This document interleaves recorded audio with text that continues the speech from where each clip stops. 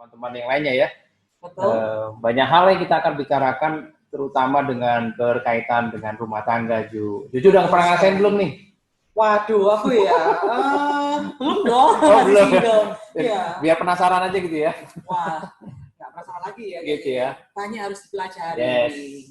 Teman-teman, ini begitu luar biasa materi malam ini. Kita menyampaikan hal-hal yang menarik sekali kaitan dengan tema hari ini, Only You, Ju. Only You.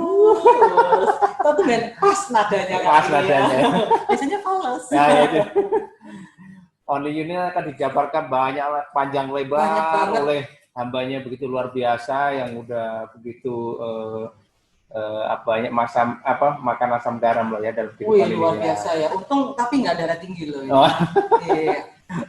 Halo, mungkin dengan apa yang namanya ya? Nama-namanya bisa diganti dengan nama asli mungkin, ya, bukan nama samaran atau nama panggung. Biar kami bisa menyapa lebih. Iya, dan kita bisa saling kenal. Ya kan?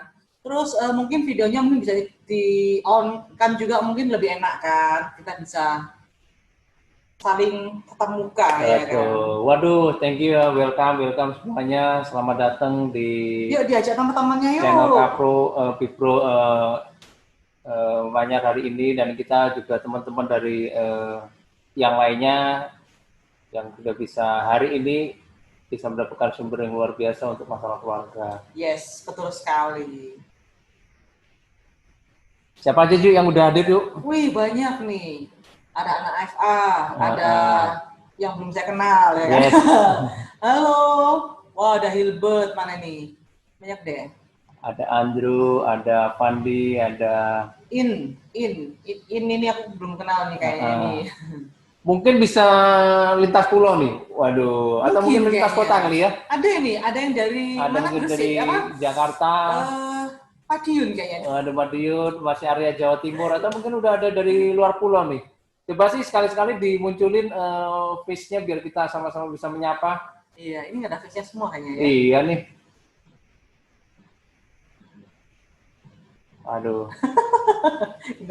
Ternyata ini. Oke, wow, saya kenal luar biasa. Ini. Ya, ada Lee Kim. Nah, ini kayaknya dari Hong Kong kayaknya. Dari Hong Kong ya kan. Nicole Miracle, nah ini kayak di Amerika ini kayaknya, luar biasa. Ada Hermanto nih, dari mana Ju? Hermanto, ini saya kenal ini. Hermanto dari mana? Itali kayaknya ya, Manto ya. Iya, itu tangga sebelah kayaknya. Iya, kita juga di Paris nih kayaknya. Iya. Oke, ayo guys, tinggal berapa menit lagi nih? Kalau di jam kita kurang ya, masih ada waktu lah, kita bincang-bincang. Sedikit lagi ya. Kita nanti kita mulai start di 19.30 ya. Betul sekali. Hambanya mungkin sudah menyiapkan materinya juga untuk kita semua. Hari ini kita bisa sharing bersama segala macam ini kaitan dengan keluarga, baik keuangan, mungkin seks, atau mungkin juga case-case yang lain yang perlu kita banyak tahu kepada hamba Tuhan yang kompeten di bidang ini. Betul. Kita akan belajar banyak hari ini, ya kan? Siapkan pertanyaannya. Mungkin nanti bisa Selamat datang, dimasukin di ini ya, kolom chat ya. Yes. Mungkin ada teman-teman single juga nih, Bro. Banyak yang single. Saya kenal juga ini. Ya, ada teman-teman single di Pro yang ada yang nggak dari Bipro juga kok. Ada juga teman-teman dari semuanya lah, tidak hanya sekedar Bipro, juga ada teman-teman dari yang lainnya yang datang hari ini ingin tahu banyak hal yang mungkin selama ini menjadi kita pengen tahu mana sih yang sesuai dengan firman Tuhan, satunya pasti pengen tahu. Bagaimana sih solusinya mungkin, terus banyak hal lah ya nanti ya. Kalau kita bicara semua di sini kita yang khotbah ya, bukan Pak Ishak ya. Jadi jangan banyak-banyak. Oke. Pak Ishak sudah hadir? Oh sudah hadir. Ya, hari ini apalagi Ju nanti yang atau mungkin ada pesan-pesan untuk minggu depan acara-acara. Sebelum kita mulai nanti kita mau membacakan sedikit pengumuman ya. Yes, boleh. Oke. Nah, untuk minggu depan ya kan, kita ada bisa dibantu dengan slide-nya mungkin. Oke. Sambil menunggu.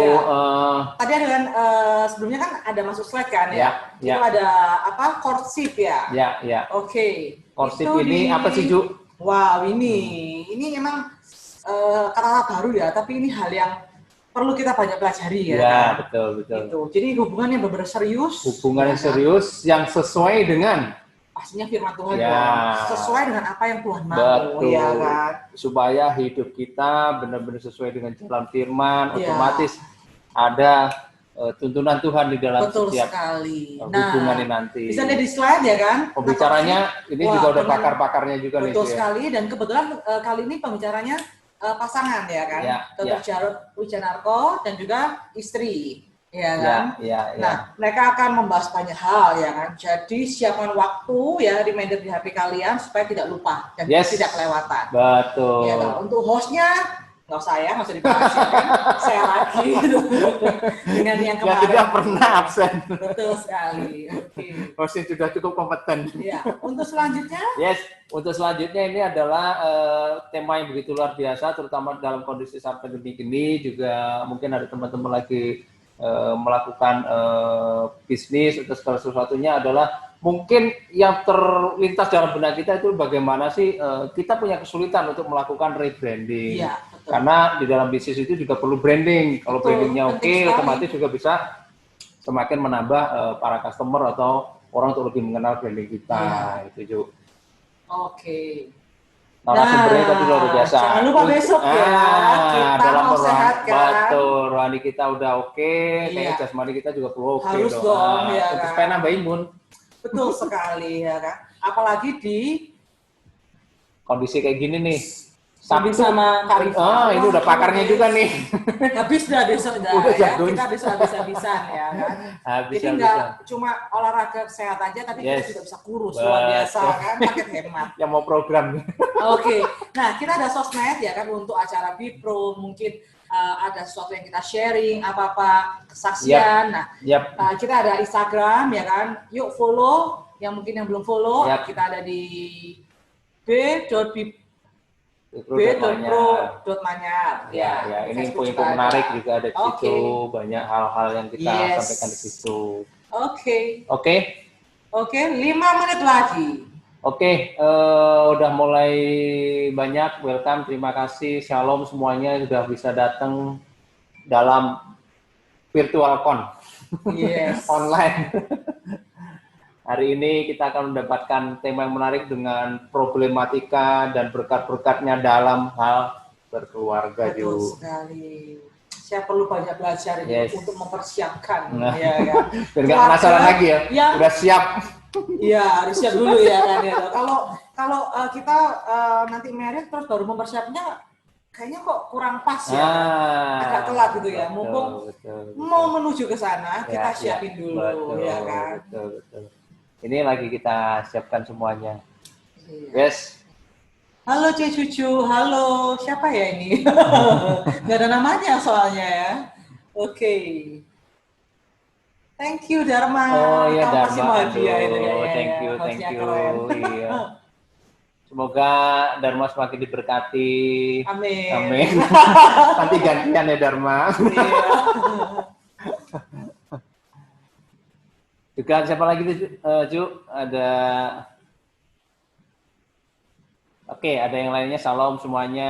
Halo Santi. Ada Mi. Ini siapa ini ya? Thank you. Selamat datang semuanya hari ini. Halo sore Moses. Ini. Semuanya udah pada pulang kerja nih kayaknya ya. Udah siap semua. Tapi tadi aku udah kelihatan kayaknya kayak masih ada di kantor, di mana ada Iya. Luar biasa. Iya. Halo, Oscar, Tamrin, apa kabar? Luar biasa, juga teman-teman yang lainnya semuanya. Ju. Apalagi yang kita akan segera mulai? 3 menit lagi. 3 menit lagi. Ayo ajak teman-temannya. Ajak mungkin teman-teman yang lainnya, mungkin bisa di-share materi hari ini juga. Mungkin ke teman-teman lainnya, mungkin ada di luar kota, ada mungkin di luar daerah, atau yang lainnya untuk bisa kita sama-sama belajar untuk mendapatkan berkat. Banyak hal yang kita akan bahas malam ini kaitan dengan keluarga. 3 menit lagi. Eh, Juga tak lupa teman-teman banyak hal yang kita biasanya udah sering sampaikan ya, yang seperti bulan lalu apa tuh Ju? Yang untuk ininya materinya itu yang juga banyak sekali ya kaitan apa namanya mengenai anak-anak.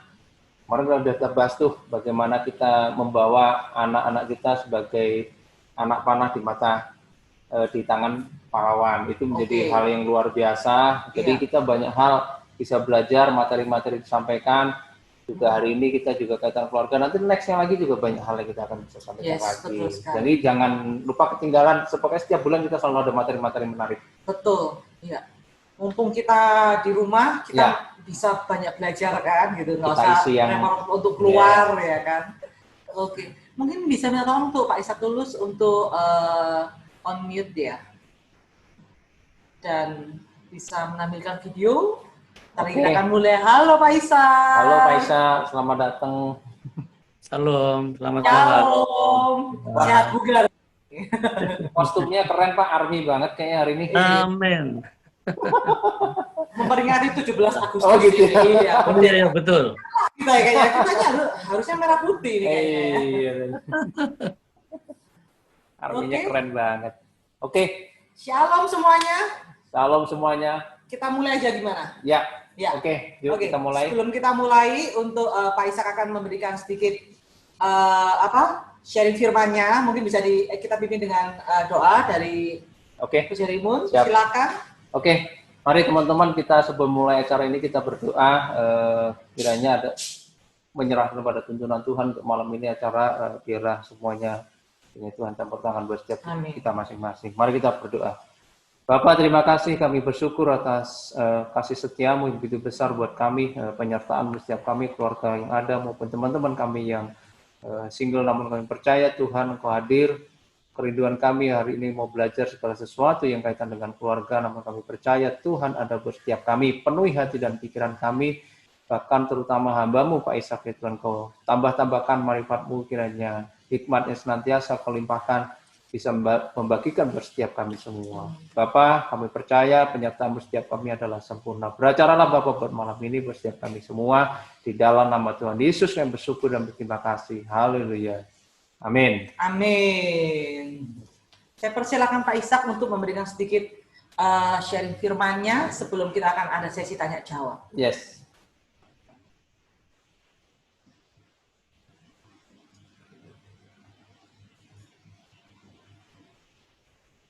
Salam semuanya. Salam. Selamat kita berjumpa dalam kasih-Nya Tuhan Yesus. Saya menyampaikan terima kasih buat kesempatan malam hari ini untuk sharing bersama Anda semua. Bagi yang sudah nikah, ini adalah refresh ya. Ada hal-hal yang harus terus dibetulin. Tapi yang belum nikah, ini adalah persiapan, supaya nanti kalau Anda nikah, Anda sudah tahu langkah-langkah apa yang harus ditempuh, kira-kira begitu. Nah, malam hari ini tema besar kita adalah on liu, ya. Nikah itu satu-satunya, dan kemudian juga janji seumur hidup, dan lain sebagainya, ya. Kita akan berangkat dari Injil Markus pasal 10 ayat 6-9. Markus pasal 10 ayat 6-9, ayat itu berkata begini, ya. Sebab pada awal dunia Allah menjadikan mereka laki-laki dan perempuan, sebab itu laki-laki akan meninggalkan ayahnya dan ibunya dan bersatu dengan istrinya, sehingga keduanya itu menjadi satu daging. Demikianlah mereka bukan lagi dua, melainkan satu. Karena itu, apa yang telah dipersatukan Allah tidak boleh diceraikan manusia. Mari katakan amin dengan mengangkat jempol Anda, ya. Jadi ternyata begini, Bapak Ibu dan saudara semua, pernikahan itu adalah, saya ulangi, 2 minggu lalu saya sudah menyampaikan bahwa pernikahan itu adalah sebuah perjanjian, ya, janji yang kudus dan kemudian harus dijalani seumur hidup, ya. Nah, yang kita mau bicarakan malam hari ini adalah problematika after marriage, ya. Persoalan-persoalan yang akan datang di setelah marriage, setelah pernikahan. Secara simpel saya mau sampaikan ada 5 sumber problema dalam pernikahan, ya. Saya mau langsung saja supaya menghemat waktu. 1 adalah komunikasi.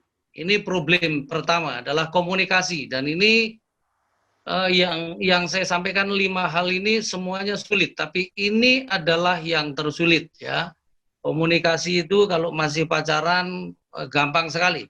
Tapi kalau sudah nikah itu sulitnya luar biasa. Nah, prinsip komunikasi itu begini, Yakobus pasal 1 ayat 19, ayat itu berkata demikian, "Hai saudara-saudara yang kukasihi, ingatlah hal ini.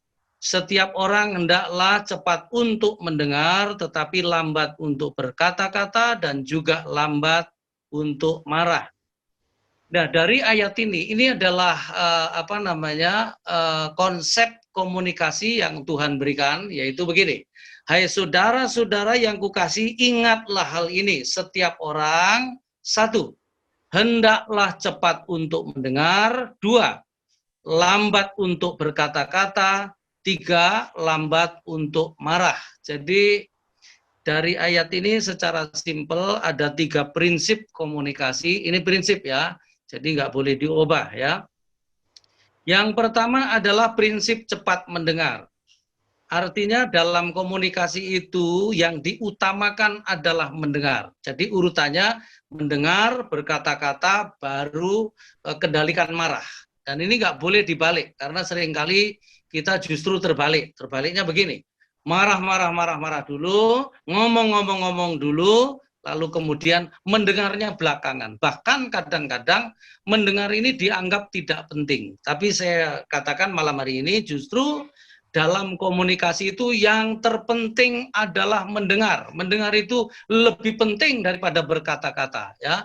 Mengutamakan mendengar lebih daripada bicara. Nah, mendengar yang benar itu adalah Amsal pasal 4 ayat 20 sampai 21. Ayat itu berkata begini.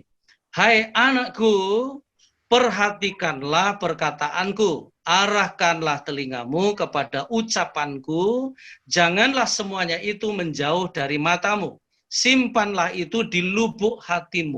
Jadi kita itu dalam berkomunikasi, prinsipnya yang pertama adalah mendengar.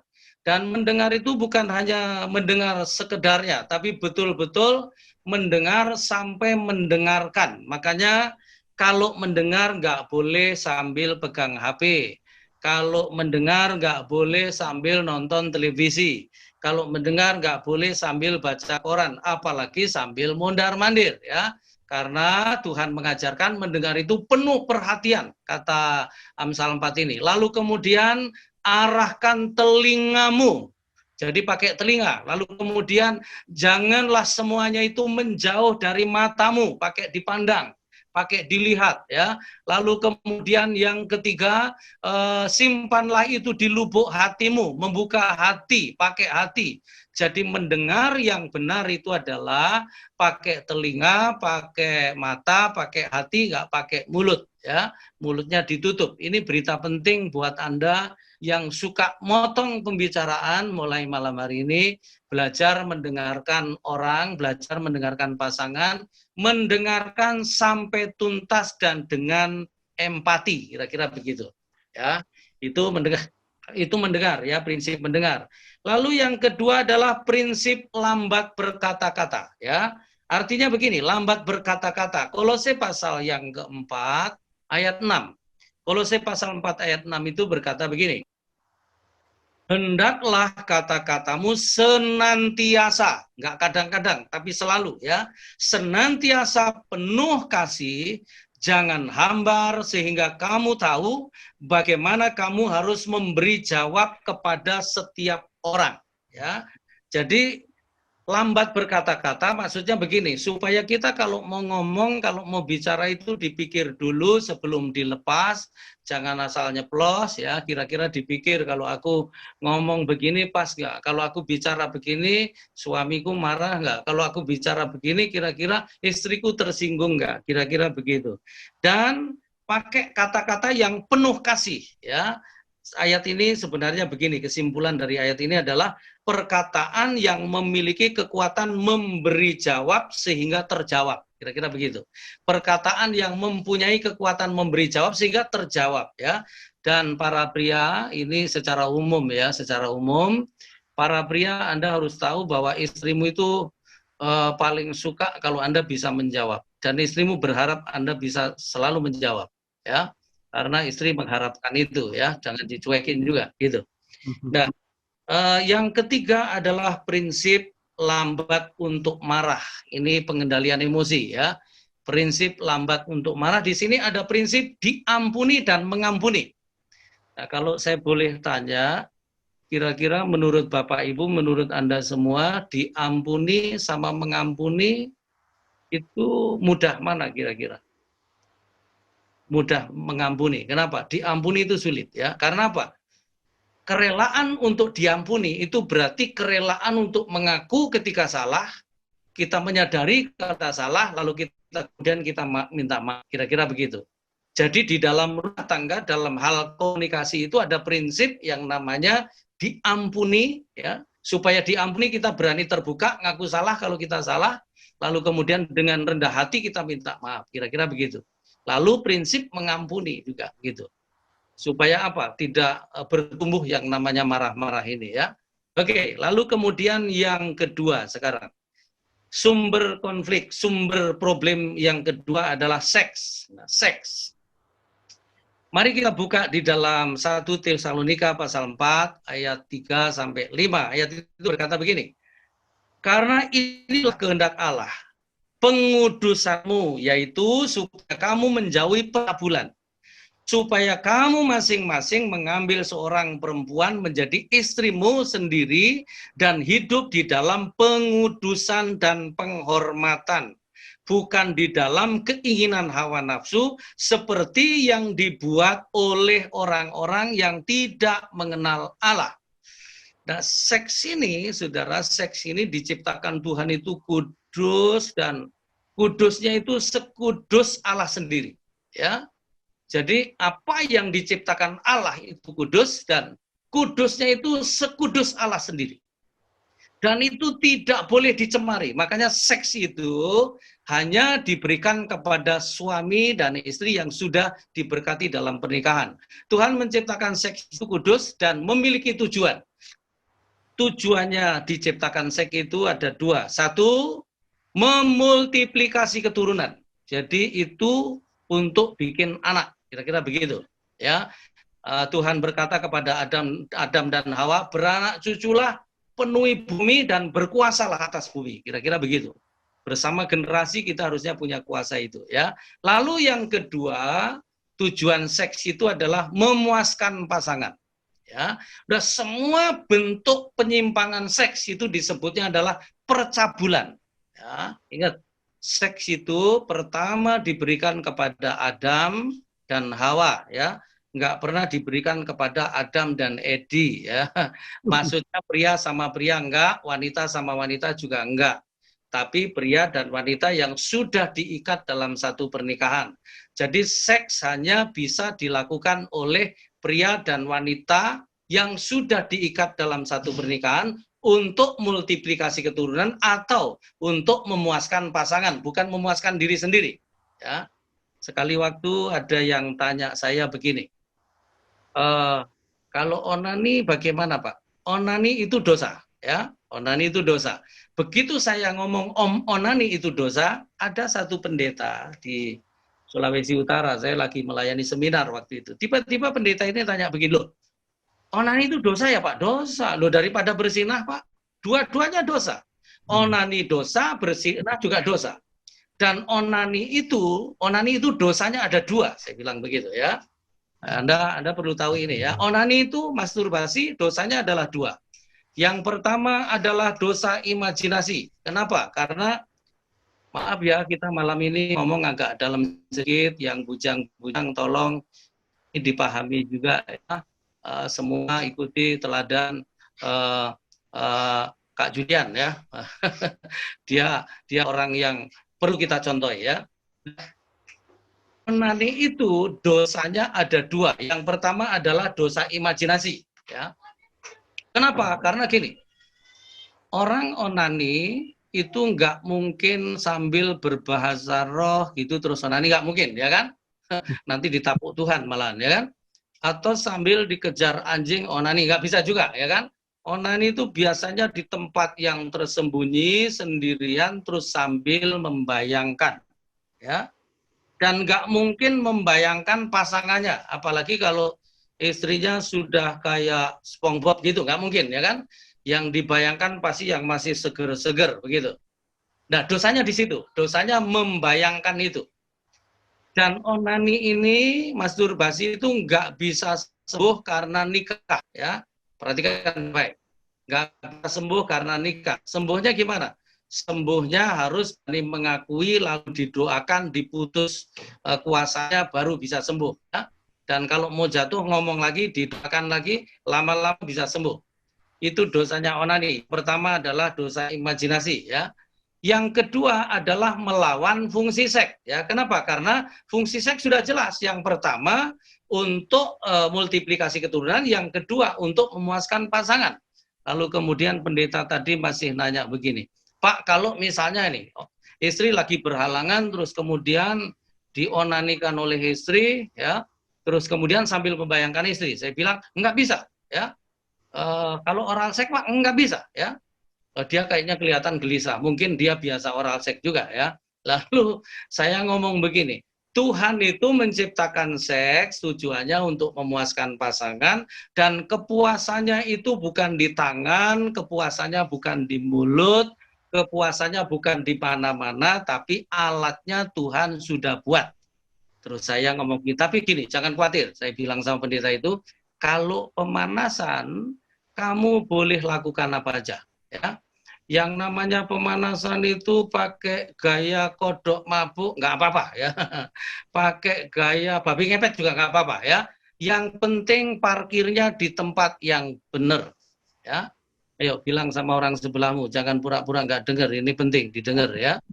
Saya nggak tahu. Ada yang belum tahu.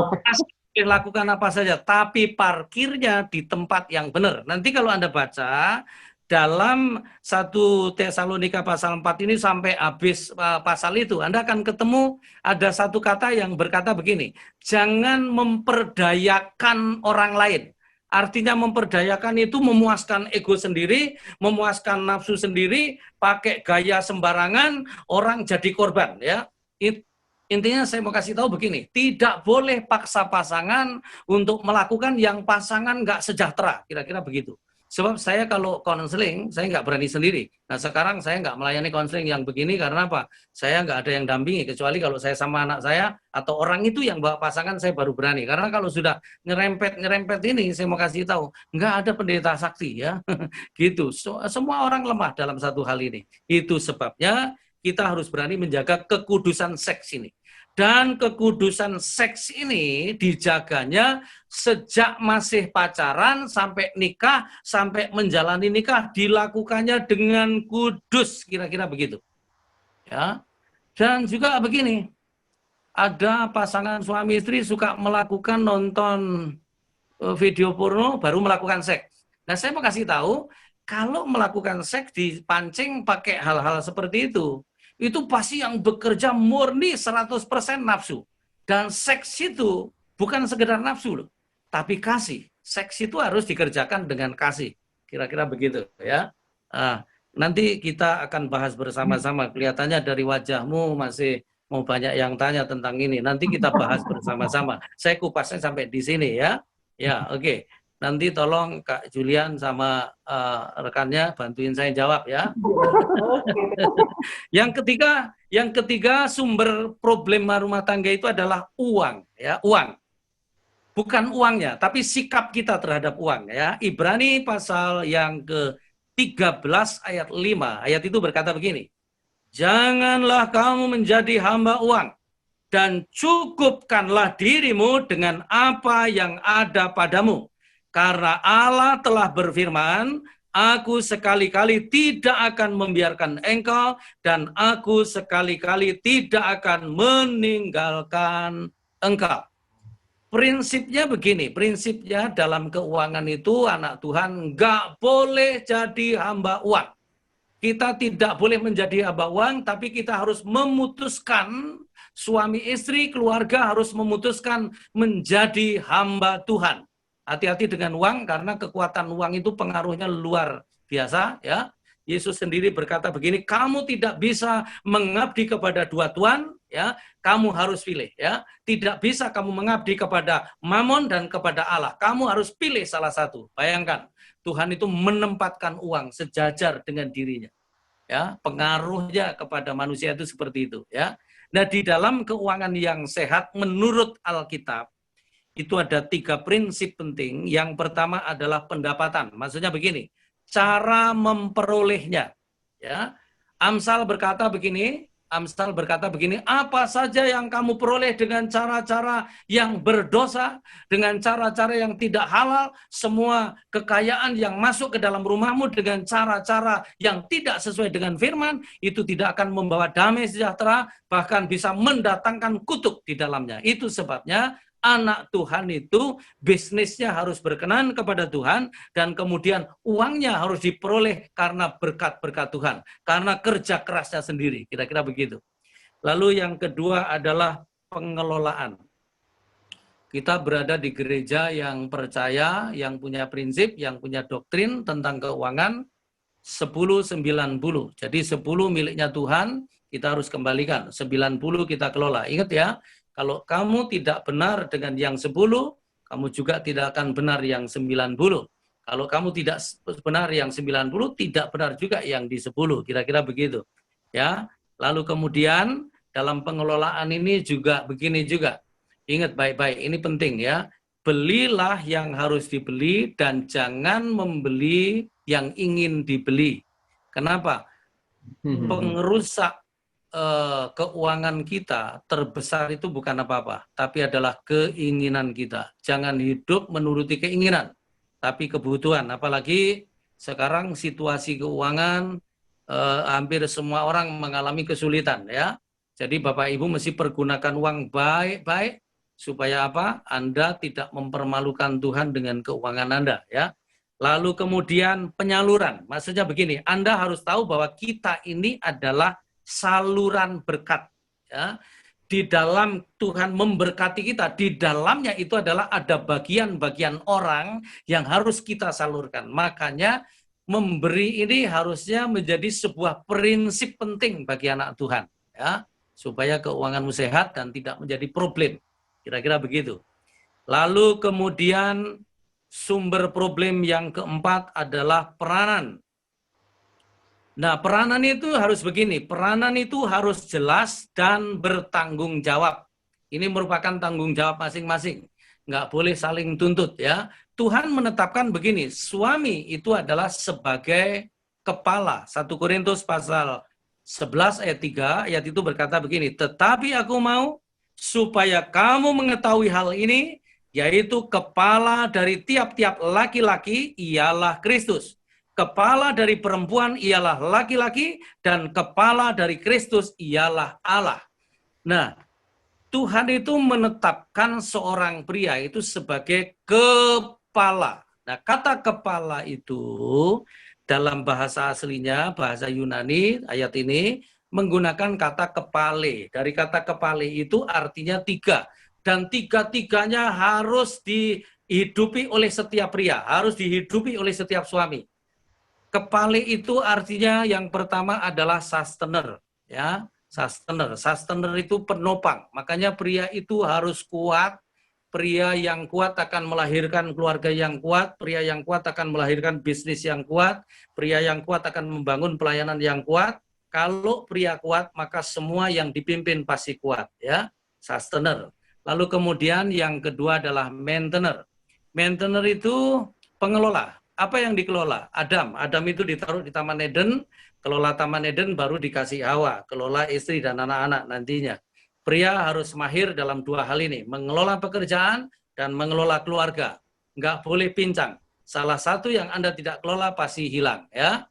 Lalu kemudian ya perhatikan baik-baik. Jadi Taman Eden dulu baru Hawa, ya. Kerja dulu, punya penghasilan dulu, baru nikah, gitu. Ya, jangan nikah dulu baru cari kerja. Itu bikin pusing mertua, ya. Gitu, ya. Lalu kemudian maintenance, ingat baik-baik. Makanya pria itu karena di otaknya ditaruh prinsip maintenance, pria itu kalau nganggur pasti lebih stres daripada wanita nganggur, ya. Kalau sampai ada pria nganggur dan tetap tenang, itu namanya pria sontoloyo, ya. Pria itu harus pusing kalau nganggur, ya. Saya 5 bulan ini banyak nganggurnya, stres juga awal-awal. Tapi lama-lama saya enjoy mengerjakan apa saja yang saya bisa kerjakan, ya. Lalu kemudian yang ketiga, kepali itu artinya adalah source, yaitu sumber, ya. Jadi pria itu sumber, ya. Kalau sumbernya benar, yang disumberin pasti benar. Kalau sumbernya kuat, yang disumberin pasti kuat. Kira-kira begitu. Pria nggak boleh main-main dengan kepriaannya, karena dia adalah sumber, ya. Intinya saya mau ngomong begini, pria itu menuju kepada pemimpin itu harus melewati 3 langkah, ya. Langkah pertama harus menjadi imam, lalu kemudian menjadi nabi, lalu kemudian menjadi raja, ya. Imam itu membawa keluarga datang kepada Tuhan, ya. Tapi kalau nabi membawa Tuhan dan firman-Nya masuk di tengah-tengah keluarga. Dan para pria, saya mau ngomong gini, Anda tidak akan pernah dipercaya Tuhan untuk membawa Tuhan dan firman-Nya masuk rumahmu sebelum Anda berhasil berdiri sebagai imam, membawa istri dan anak-anak datang kepada Tuhan. Jadi konsepnya seperti itu. Menjadi imam yang membawa keluarga datang kepada Tuhan.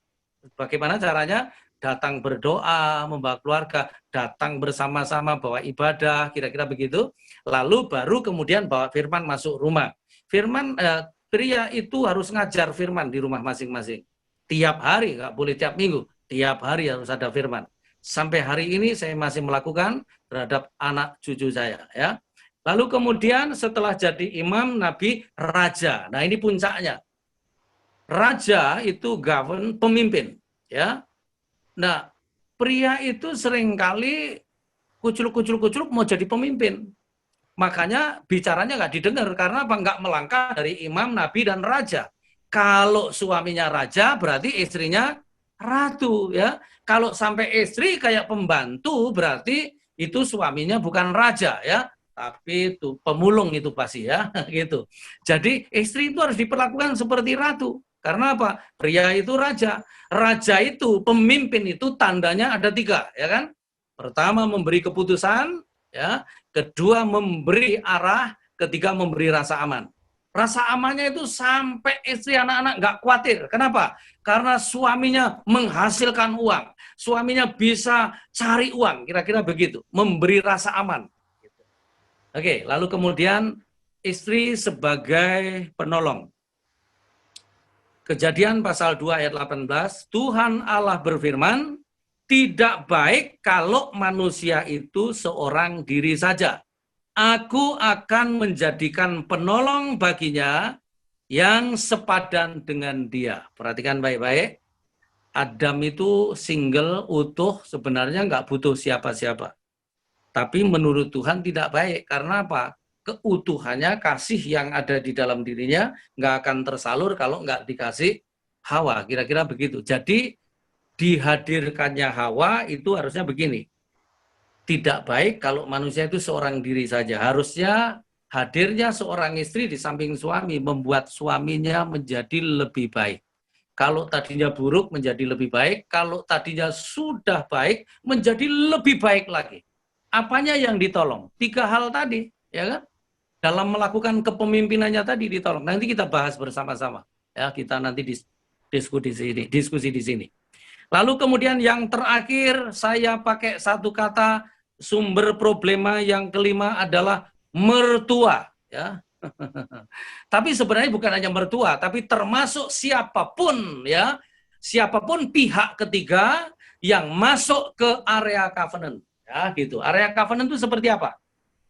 Saya tadi buat satu gambaran ya, karena saya nggak ada di depan Anda, jadi saya pinjem bonekanya cucu saya, tolong ya diperhatikan ke depan. Nah ini saya gambarkan begini. Kalau ini istri, ini suami, nah ini ikatan ini namanya covenant, ikatan nikah ya, covenant. Ya, ini yang bikinin anak saya, makanya agak kasar berantakan karena seharian ini saya sibuk, jadi ini tadi bikin dada ya.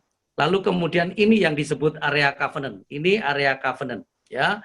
Mertua nggak boleh di sini ya. Orang tua nggak boleh di sini ya. Sosomu nggak boleh di sini. Cihumu nggak boleh di sini ya.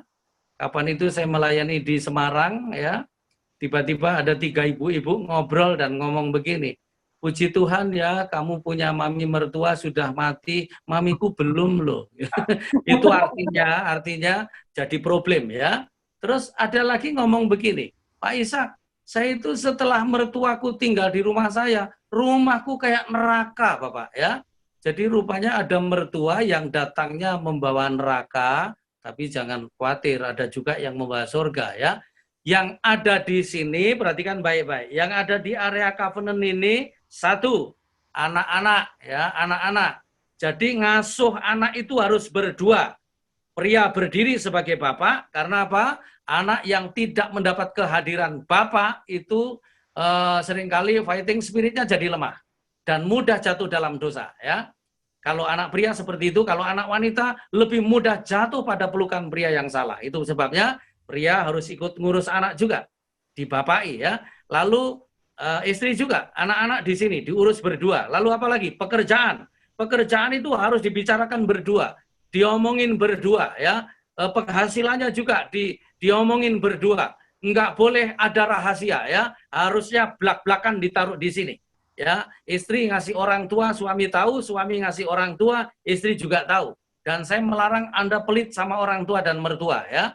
Jadi yang di sini adalah anak-anak, pekerjaan, pelayanan, ya berkat, terus area seks juga ada di sini, seks itu ada di sini, di area covenant. Ini nggak boleh diobok-obok pihak siapapun. Nah, kalau ada masalah, orang tua nggak boleh juga masuk sini. Cukup di sini ya, di sampingnya sini, mendampingi. Juga nggak boleh ngomong begini, sudah ku bilang dari dulu, suamimu itu kadal buntung. Nah, nggak boleh juga, ya kan?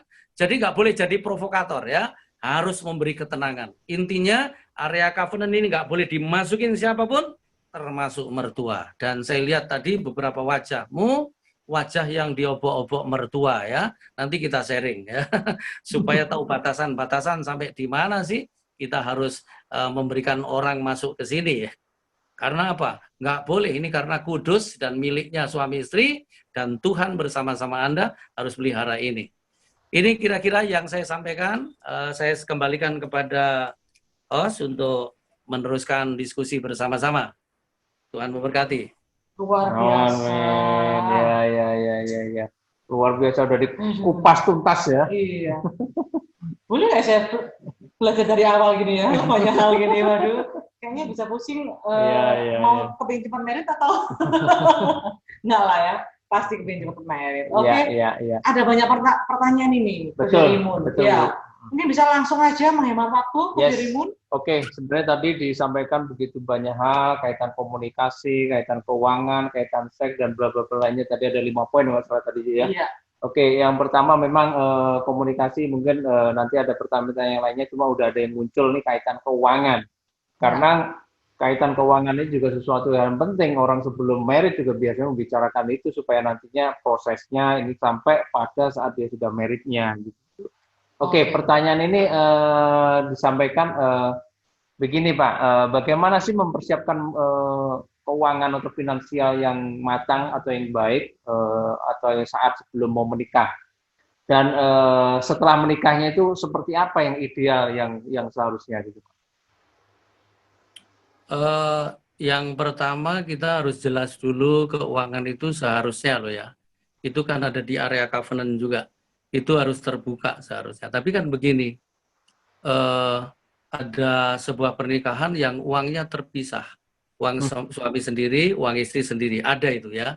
Itu juga saya rasa nggak masalah asal sepakat ya. Tapi kalau menurut firman memang dua menjadi satu. Dua menjadi satu itu termasuk di keuangan itu. Harusnya dilebur jadi satu. Makanya sepadan itu juga begini, kalau ada orang sepadan itu menangkapnya itu kalau kaya sama kaya gitu, miskin sama miskin, kasihan yang miskin ya kan. Jadi gini, mau kaya mau miskin status sosial itu sebenarnya nggak penting. Yang penting kesepakatan. Jadi keuangan itu yang pertama yang harus dibicarakan adalah komitmen jujur seumur hidup. Gitu. Terus kemudian sekecil apapun penggunaan itu harus jelas ya. Saya dulu sama istri, ini prinsipnya ya, kalau nanti masalah besarnya kan itu relatif, kita bisa berkembang. Karena Tuhan berjanji kalau kita sepakat itu, kata Matius ya, doa kita dijawab, lalu kita diberi kunci kerajaan Allah. Kunci kerajaan Allah itu termasuk kunci keuangan itu. Jadi kalau Anda pegang kuncinya keuangan, berarti Anda mudah membuka. Kalau Anda nggak pegang kuncinya ya susah membuka, ya kan? Nah makanya harus sepakat suami istri itu, sepakat dalam kejujuran, saling terbuka, nggak boleh pelintat-pelintut, nggak boleh main belakang. Tadi saya sudah ngomong, kalau salah satu ngasih orang tua, suami ngasih orang tua, istri tahu, istri ngasih orang tua juga tahu, bantu adiknya kuliah juga harus tahu, semua sepakat. Dan pokoknya begini, intinya juga jangan pelit, harus jadi saluran berkat. Percayalah, kalau jadi saluran berkat, Anda pasti diberkati. Amin. Ya, gitu. Jadi prinsipnya adalah yang penting ya adalah jujur. Lalu kemudian juga begini, pengelolaannya itu harus sepakat berdua. Saya dulu punya kesepakatan sama istri begini. Pokoknya pengeluaran di atas 300 itu harus disepakati. Tapi kalau cuma 300 nggak usah. Tapi istriku juga nggak punya apa ya, nggak punya nggak licik, maksudnya gini, sekarang 300, besok 300, gitu nggak, ya kan? Intinya pokoknya kalau belanja memang yang mendadak dan kemudian nilainya nggak terlalu tinggi seperti tadi itu, nggak usah sepakat. Yang penting nanti kita ngobrol gitu. Setelah itu ngobrol, disampaikan beli apa begitu, ya. Dan kemudian biasanya begini juga sih. Kadang-kadang pria itu kalau istrinya dari mall gitu ya, bawa tas gede, tas kresek, tas belanja itu, waduh, tuku apa ae arek iki. Gitu kadang-kadang begitu. Padahal yang dibeli itu tisu, softtek yang besar-besar itu ya kan. Padahal yang murah-murah itu. Nah, pria juga nggak perlu curiga. Makanya apa-apa mesti sepakat. Mau belanja juga harus sepakat. Saya rasa begitu. Dan kemudian ingat ya, boros itu dosa loh. Kita nggak boleh boros. Kita harus mempergunakan berkat karena gini, Alkitab mengatakan begini, dari dia, oleh dia, kepada dia. Jadi kita harus tahu bahwa berkat itu datangnya dari dia, oleh dia itu cara pengelolaannya. Lalu kepada dia fokusnya. Jadi semua yang kita belanjakan itu fokusnya tidak mempermalukan Tuhan, tapi mempermuliakan Tuhan. Kira-kira begitu. Gitu. Ya. Pak Ishak, sebentar. Kaitan yang apa namanya menyangkut kesepakatan dalam hal keuangan, kadang-kadang tidak sedikit. Mungkin kita ini yang berkeluarga, cara menyampaikannya kadang-kadang juga harus perlu hikmat. Kadang-kadang mungkin juga bisa ada teman-teman yang mungkin kalau saya menyampaikan, kadang-kadang pria punya keinginan, kadang-kadang wanitanya enggak, atau apa mungkin punya pemikiran lain. Tapi saat ditanya apa namanya istrinya maunya apa, kadang-kadang nggak tahu. Kadang-kadang kita serah, atau ada kadang-kadang sering kayak gitu tuh Pak. Saya juga sering mendengar hal-hal seperti itu. Bagaimana Pak menyikapinya? Salah satu yang menyebabkan gonjang-ganjingnya keluarga itu karena pria tidak punya keputusan. Ya, ingat ya para pria perhatikan, karena Anda pemimpin. Pemimpin itu ciri khasnya ada 3, memberi keputusan, memberi arah, memberi rasa aman. Kalau Anda tidak memberi keputusan, itu akan terjadi kebingungan keluarga. Dan kalau sampai istrimu yang mengambil keputusan, sebenarnya istri mengambil keputusan asal itu sebuah kesepakatan juga nggak apa-apa. Itu karena kadang-kadang begini juga sih, suami yang terlalu lambat, lemot, begitu pasti dipasang dengan istri itu yang cekatan, pinter ambil keputusan, pinter cari duit gitu. Nah istri juga yang kamu para istri yang pinter cari duit, kalau sudah mencapai hasilmu lebih besar daripada suamimu, terus kemudian apalagi sampai suamimu nganggur, Terus kemudian Anda mulai berpikir begini, aku tanpa dia sebenarnya bisa juga hidup sendiri. Kan ada yang begitu. Terus marah ambek suami, apa kon iki masuk omah iki mek nggawa celana-celana tok. Lah gitu, itu nggak boleh itu ya. Jadi ingat loh, ketika suami nganggur, kalau istri diberkati, Tuhan itu melihatnya itu Anda itu suami istri. Jadi pekerjaan istri diberkati itu berdasarkan karena suaminya juga. Suami juga gitu, kalau istrimu nggak kerja di rumah, nggak melakukan apa-apa, sama. Istrimu itu adalah penentu berkatmu juga. Ya, penentu pekerjaan Anda diberkati. Intinya suami istri harus sepakat. Nah, sekali lagi, para pria, Anda harus ambil keputusan. Ya. Terus kemudian, lebih baik keputusan yang salah, nanti bisa dibetulin, daripada nggak ada keputusan. Saya punya anak pria itu kalem, hatinya halus ya. Ini tadi dia melayani di satu pabrik keramik dan dia bilang, Pak aku tolong didampingi Pak. Oke, saya dampingi. Dan saya mulai duduk mendengar dia khotbah. Khotbahnya nggak kayak saya gini, kalem. Tapi ya pesannya tajam sih. Kalau saya kayak pedang, dia ini kayak silet. Set. Nah, punya. Tapi ngiris juga ya kan. Nah istrinya itu cepat sekali ya. Jak begitu istrinya. Nah gitu. Karena apa? Supaya seimbang memang. Nah, para istri yang suamimu lambat ambil keputusan, bahkan nggak bisa ambil keputusan, kasih masukan. Dan para suami, Anda mesti belajar dengar juga masukan istrimu. Karena apa? Banyak pria sulit juga loh dengar masukan istri, ya kan? Tapi kalau masukannya istri orang, dia bisa terima, eranya itu. Ya. Itu salahnya, ya kan? Nah, coba dengerin masukan istrimu. Kenapa? Karena yang taruh istri di sampingmu itu Tuhan loh. Berarti salah satu alarmmu itu adalah istrimu itu, gitu. Ya, karena apa? Istri itu intuisinya lebih tajam daripada pria, gitu. Pria harus ambil keputusan dalam kesepakatan ya. Malam ini saya mau kasih tahu kalau Anda nggak ambil keputusan juga, jangan sampai Anda ketiban keputusan loh ya. Nanti lewat. Anda mesti ambil keputusan ya, gitu. Yes. Betul sekali. Nah, ini lanjut lagi untuk masalah finansial ya. Ini sudah sedikit dijelasin sama Pak Ishak Lulus ya kan, tapi ini mungkin lebih ke detailnya ya. Apakah boleh wanita yang lebih dominan dalam hal pengelolaan keuangan jika wanita lebih berkompeten dalam mengelola keuangan? Nah, ini bagaimana Pak Ishak? Kebanyakan wanita ini kayak bendaharanya gitu Pak Ishak. Oh bukan, ini kayaknya dia yang lebih dominan. Iya. Oke. Bolak-balik adalah kesepakatan ya, siapapun yang ngurus. Kesepakatan. Saya punya anak itu, anak wanita saya itu karakternya itu ungu merah. Jadi orang yang detail, orang yang rinci, terus kemudian orang yang tahu membelanjakan ya.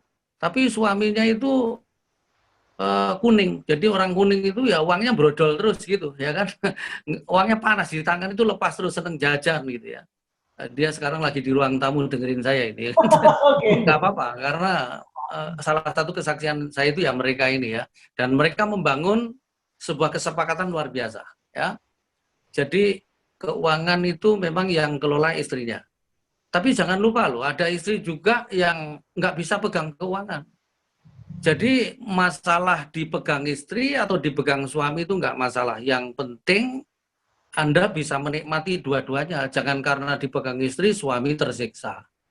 Karena dipegang suami, istri tersiksa. Ada itu yang begitu. Nah itu nggak boleh. Makanya saya sudah ngomong dalam prinsip komunikasi juga, Anda itu harus punya waktu sebulan sekali, 2 bulan sekali, meeting berdua suami istri. Ngobrolin salah satunya keuangan ini. Supaya apa? Kalau ada hal-hal yang nggak sepakat, karena yang namanya kekuatan sebuah repetisi itu penting. Apa aja perlu diulang-ulang ngomongnya. Ya. Terus para suami juga jangan begini. Koni lek ngomong diulang-ulang kenyih banget cerewet koni. Nggak boleh ya. Karena apa? Prinsip diulang-ulang itu penting. Karena apa? Karena manusia punya kecenderungan lupa. Ya gitu.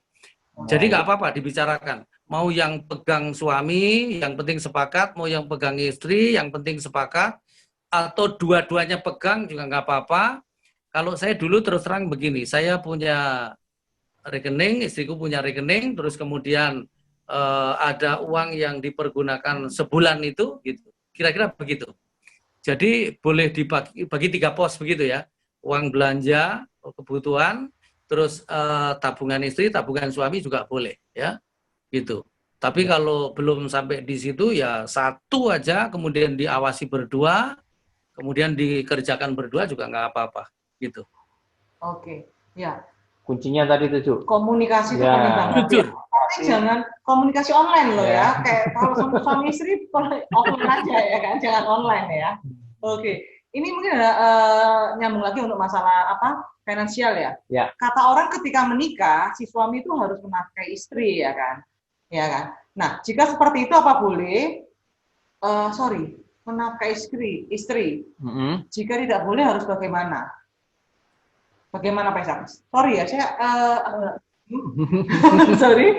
help me. Maksudnya mungkin, apakah suami itu harus menafkahi istri. Kalau kira-kira suami tidak menafkahi istri itu boleh atau tidak, gitu Pak Isak? Ya, seperti itu mungkin. Karena mungkin lebih ambil perannya kepada istrinya yang mungkin punya penghasilan tadi Pak Isak.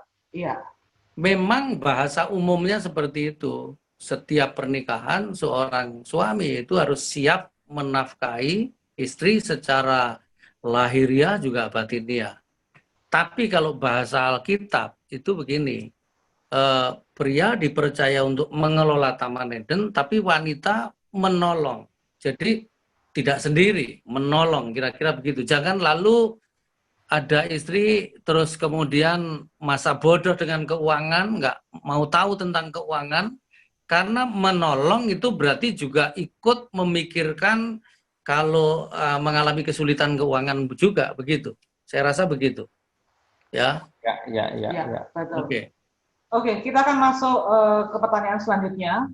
Bagaimana menjaga pernikahan jika ternyata setelah menikah dan tinggal serumah, baru kita dapati pasangan kita tidak sesuai ekspektasi kita. Atau ada perubahan karakter menjadi buruk, mungkin seperti emosian, atau mungkin yang paling parah KDRT, Pak. Oke. Memang gini, kalau masih pacaran itu kan belum terlihat, ya kan, terlihat sedikit. Makanya kalian yang masih pacaran belum nikah, belajar kalau membangun hubungan itu sudah mulai belak-belakan, ya. Nggak usah ada yang disembunyikan, tampakkan aja karakter aslinya juga. Kalau biasa ceplas-ceplos ya ceplas-ceplos saja, terus kemudian setelah kelihatan aslinya, langkah berikutnya harusnya membangun kesepakatan untuk membangun karakter dulu. Karakter itu harus dibangun. Karena apa? Kalau sudah nikah itu membangunnya lebih sulit. Kalau sebelum nikah itu ya kita mesti sepakat ada nilai-nilai yang harus dihidupi. Makanya gini kan, seorang laki-laki harus meninggalkan ayahnya dan ibunya. Itu semata-mata sebenarnya gini loh. Setiap keputusan nikah itu harus keluar dari kebudayaan rumah yang lama, keluar dari nilai-nilai yang tidak sejalan dengan firman, ya, keluar dari kebiasaan buruk. Ya. Saya punya guru mengatakan begini, pernikahan itu seperti anggur. Anggur itu punya 3 rasa. Di dalam anggur itu ada rasa manis, ada rasa pahit, ada rasa asam. Anda boleh selidiki, betul itu, ya. Nah pernikahan juga gitu, ada manisnya, ada pahitnya, ada asamnya. Nah ini semua harus ditelan, gitu. Nah makanya kalau sudah nikah sebenarnya nggak boleh lagi ada ekspektasi, nggak boleh lagi ada tuntutan, tapi bersama-sama membangun, harusnya begitu, membangun. Nah masalahnya itu di sini sulitnya itu untuk bersama-sama membangun karena masing-masing keras kepala, masing-masing mempertahankan egonya, masing-masing dia ingin menang sendiri, biasanya begitu, ya. Makanya tadi dalam prinsip komunikasi tadi itu ada prinsip diampuni dan mengampuni. Kenapa sih ada orang yang tiba-tiba itu suka marah meledak-ledak waktu pacaran belum kelihatan, ya kan? Saya kasih contoh gini. Saya pernah mentor sepasang suami istri. Nah, istrinya ini kerasnya luar biasa. Suaminya ngalahnya habis, ya kan? Terus kalau marah sama suaminya sampai ketakutan. Terus kalau melayani suaminya kadang-kadang kayak mengintimidasi, ya kan? Kadang-kadang udah ditata di meja terus kemudian dia ngomong gini. Ya, nasi yang kemarin itu tolong dimakan dulu daripada mubazir. Oh, itu belum makan udah kenyang ini, ya kan? Jadi penuh intimidasi gitu. Nah, ternyata setelah saya ngobrol sama dia, saya tarik ke belakang, saya suruh dia cerita masa kecilnya mulai umur 6 sampai kemudian sampai hari ini gitu, kira-kira begitu. Ternyata dia punya masa kecil itu begini. Papanya itu suka nempelengin mamanya, nendangin mamanya. Nah, itu masuk di pikiran dia sampai ke bawah sadarnya, terus nah di situ dia tinggal. Jadi dia akhirnya begini, aku nanti kalau jadi istri nggak mau seperti ini. Udah pasang kuda-kuda dulu. Nah, jadi gini, kalau ada di antara kita suami yang suka marah gitu, coba selidiki ke belakang.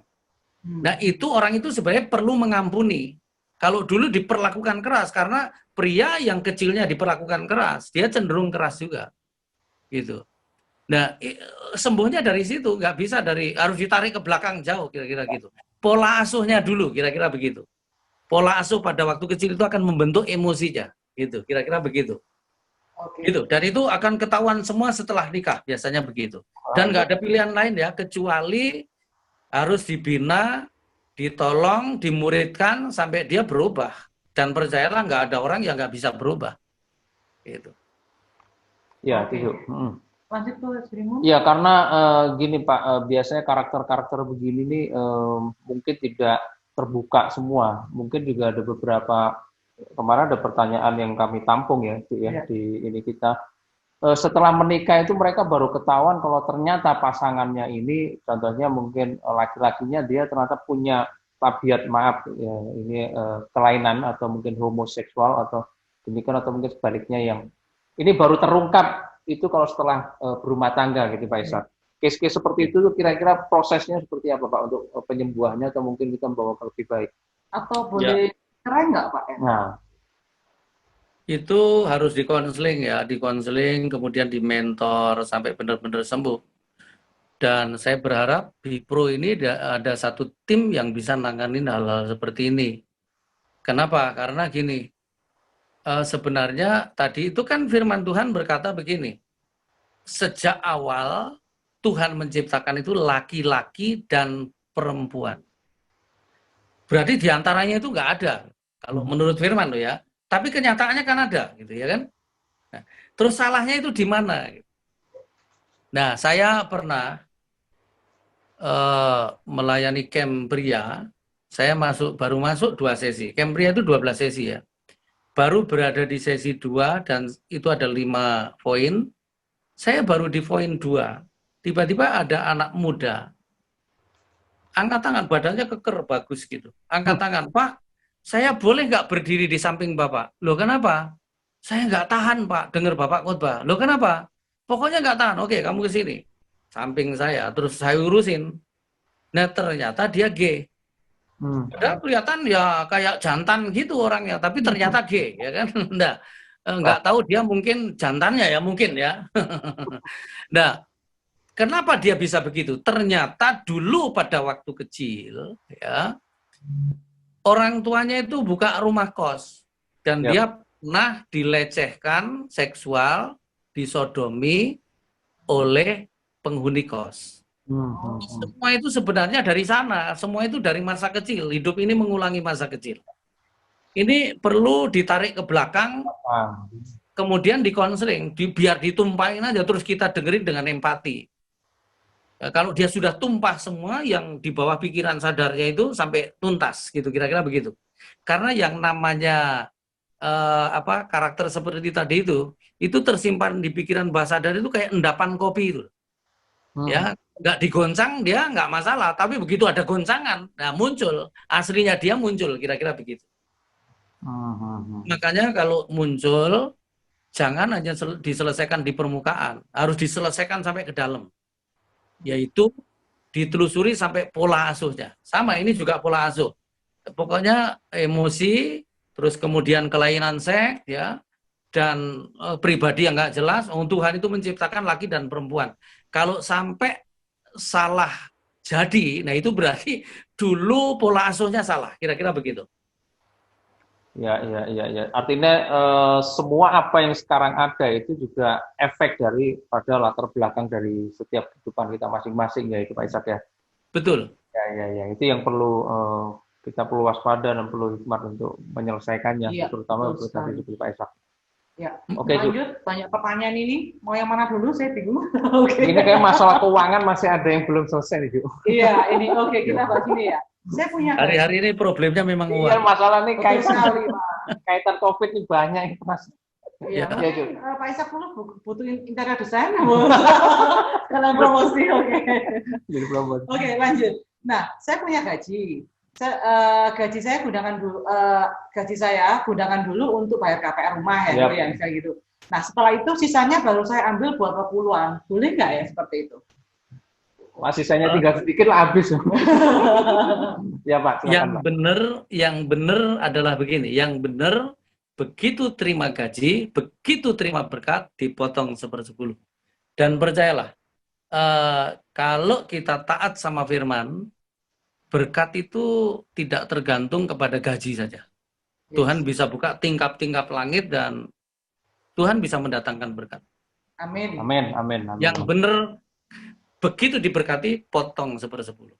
Iya. Diimani, Pak Ishak ya. Saya pernah melakukan itu. Ya, Oke. pasti terjadi.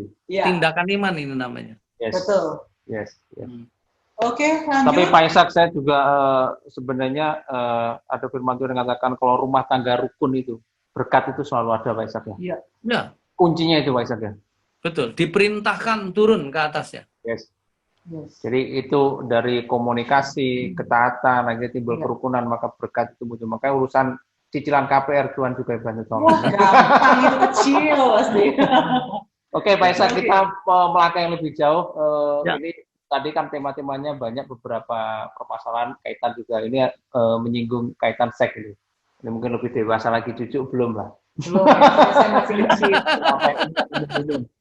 Pak Ishak, kalau di dalam Indonesia ini terutama pertumbuhan penduduk kan juga besar. Ini ada teman-teman kita menanyakan, boleh nggak sih orang Kristen itu menggunakan alat kontrasepsi untuk membatasi jumlah kelahiran dalam program yang mungkin Indonesia KB atau apa?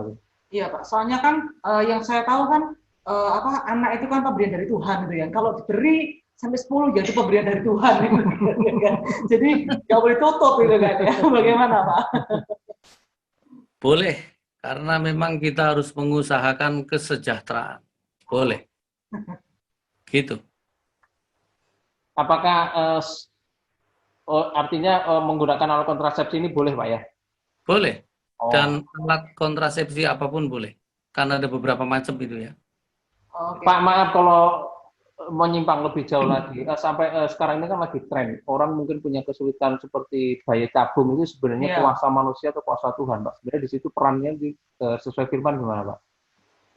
Kalau ditinjau dari firman yang mengatakan akhir zaman pengetahuan orang akan bertambah, Oke. nggak masalah. Karena ini kan salah satu hasil daripada pengetahuan hikmat yang datangnya pasti dari Tuhan, ya kan? Asal begini, asal yang penting memang ya Tuhan dipermuliakan di situ. Dan orang kan memang yang punya duit kan pengen juga mengusahakan itu kan? Iya. Ya, Nggak masalah. Oke. Jadi sebenarnya karena sel telur dan sperma dari suami istri ini cuma menggunakan metode teknologi, Pak ya. Iya. Ya. Betul. Oke. Oke, Ju, yang lainnya, Ju. Oke, ini ada pertanyaan ya. Ini mungkin Oke, langsung aja. Bagaimana supaya bisa mengetahui sifat asli pasangan sebelum menikah? Mengingat dalam masa pacaran atau tunangan itu ada hal-hal yang tidak terlihat atau ada hal yang bisa saja hanya bisa diketahui sesudah menikah. Bagaimana caranya mungkin, Pak, gitu? Kak, soalnya kedukun kan nggak boleh, Pak ya. Kenapa? Kedukun kan nggak boleh soalnya ya. Gini, harus ada kesepakatan terbuka di awal. Jadi gini, prinsipnya kan gini.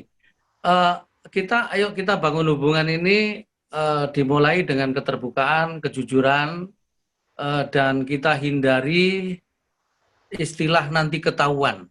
Yes. Karena kalau sudah ketahuan dalam pernikahan itu, wah dulu katanya nah gitu, akan kembali ke situ pasti. Jadi memang harus sepakat berdua saling terbuka. Dan dalam menjalankan saling terbuka itu harusnya begini, aku yang akan terbuka lebih dulu baru kamu.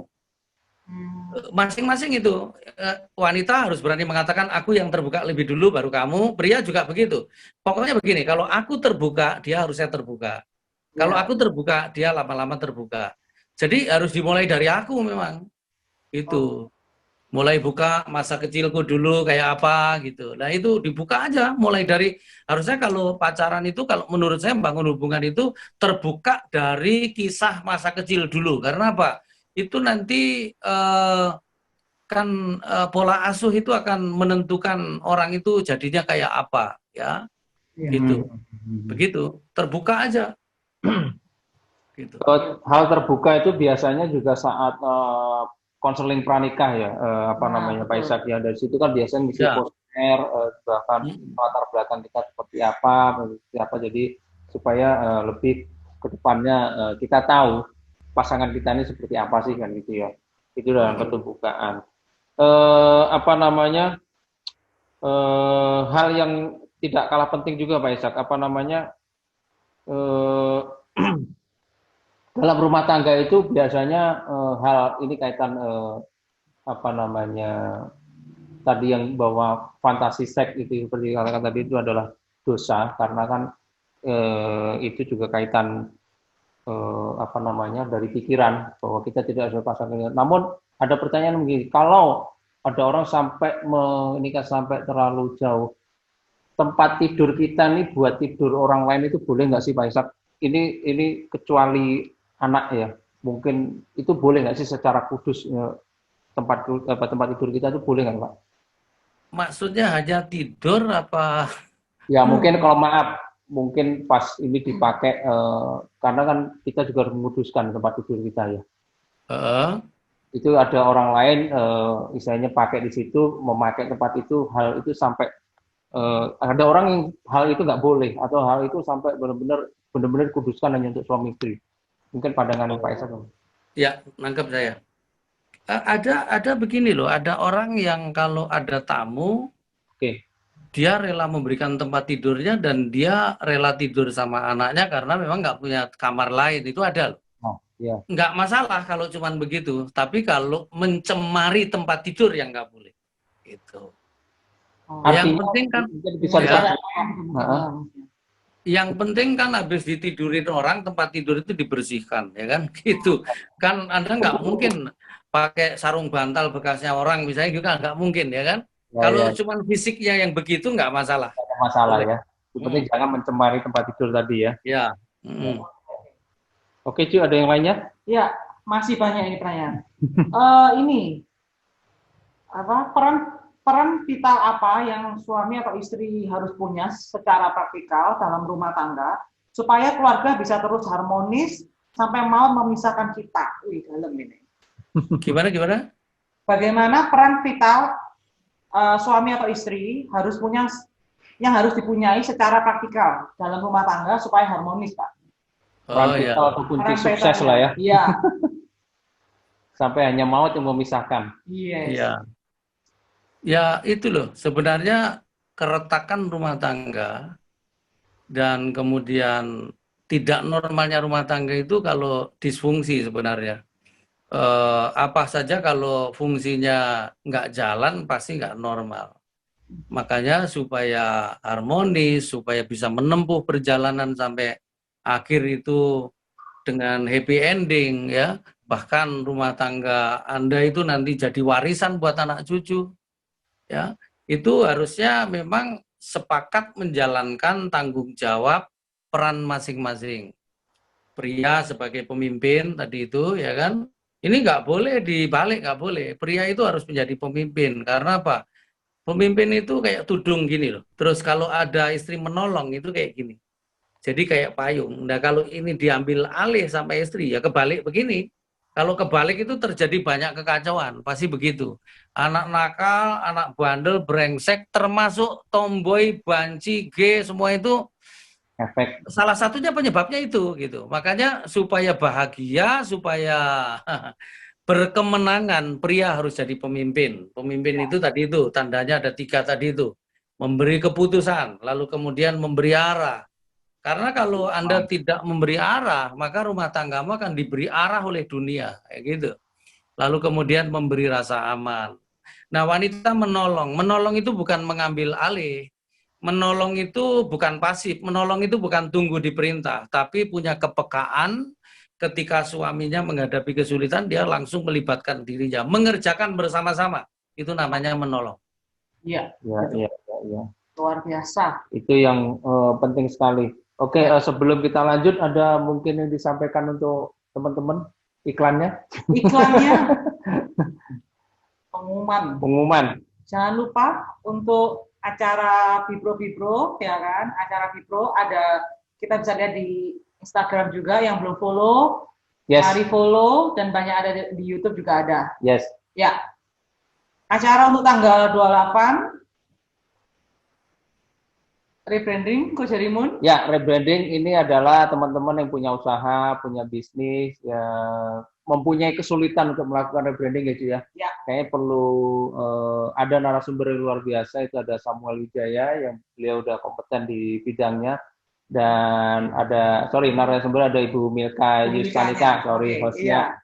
Yang sama host kali ini, karena kabarnya dia jadi narasumber betul. ya. Ini jadi bisa beliau narasumbernya ini owner 3 buah resto dan lantai kayu. Betul. Jadi udah dan banyak lainnya juga. Banyak Oke, lainnya lanjut. Juga. Nah, kita minggu depan ada acara courtship ya dengan Dr.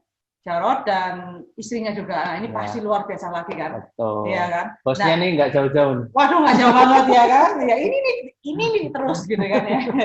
Jadi kita akan membahas lebih dalam lagi, ya kan? Di 4 September nih ya. Kayaknya lebih enak karena suami istri kan ya. Jadi kayak, wah ini seimbang deh gitu ya banyak. Oke, jangan lewatkan. Besok ada olahraga Tabata, jangan lupa ya kita join. Oke, ya follow our sosmed. Ya. Yuk kita lanjut lagi. Kece lagi lah. Iya betul sekali. Yuk kita lanjut lagi dengan pertanyaan selanjutnya. Oke, Ju, silakan Ju. Oke. Ini oke. Oke, pertanyaan-pertanyaan yang lainnya, Setelah menikah ini, Pak Ishak, setelah menikah baru sadar kalau pasangannya memakai ilmu hitam untuk mendapatkan pasangannya, ya kan? Jadi sebelumnya pasangannya beda agama, tapi kemudian pindah agama ikut Kristen kan, demi mendapatkan gitu ya, mungkin seperti itu ya. Dia baru sadar setelah LDR ya toh, pindah kerja ke luar pulau, mereka menikah secara Kristen. Bolehkah mereka bercerai? Kalau sudah covenant diberkati nggak boleh cerai. Jalan keluarnya ya harusnya dibersihkan. Kuasa kegelapan itu harus doa pelepasan itu, karena kalau enggak itu pasti minta korban, pasti akan membuat masalah nanti. Berarti bisa dibersihkan. Jadi hubungi hamba Tuhan terdekat, lalu minta digembalakan di situ, lalu kemudian dibimbing, lalu dibersihkan. Kalau sudah covenant pokoknya nggak boleh cerai. Ya, diusahakan lah ya. Ya. Oke, karena apa yang sudah dipersatukan ya kan, jangan boleh diceraikan. Ya.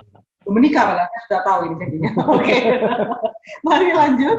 Ya Ju, ini ada pertanyaan yang mungkin luar biasa nih ya.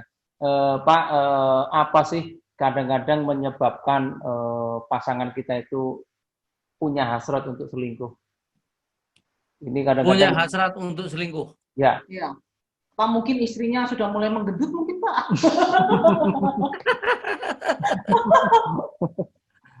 Jangan lupa tapi begini, ya. Pada dasarnya memang orang itu kan punya rasa bosan ya.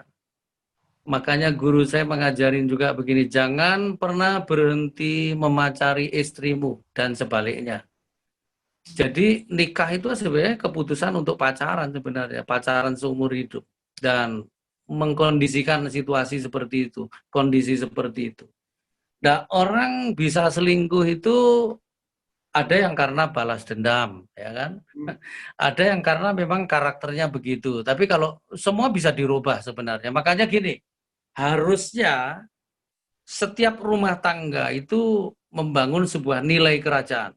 Nilainya itu satu harus setia, ya kan? Yang begini-begini ini harusnya ada di rumah tangga loh. Ya. Kan sebuah gereja, sebuah perusahaan itu kan harus ada visi, misi, nilai, ya kan? Ya. Nah, rumah tangga harusnya begitu. Ada visi, ada misi, ada nilai juga. Visi boleh berubah, tapi nilai yang di hidup itu nggak boleh berubah. Salah satu nilai adalah setia. Terus kemudian tetap mengampuni, ya kan? Itu harus ada. Terus kemudian jangan pernah berhenti mencintai. Itu juga harus ada, dibangun begitu, gitu. Sebenarnya selingkuh itu penyebab dasarnya karena krisis nilai. Ya. Ya, orang kalau nggak punya nilai kan akhirnya perbuatannya rendah juga. Tingginya kita itu kan karena nilai firman itu, value tadi, gitu.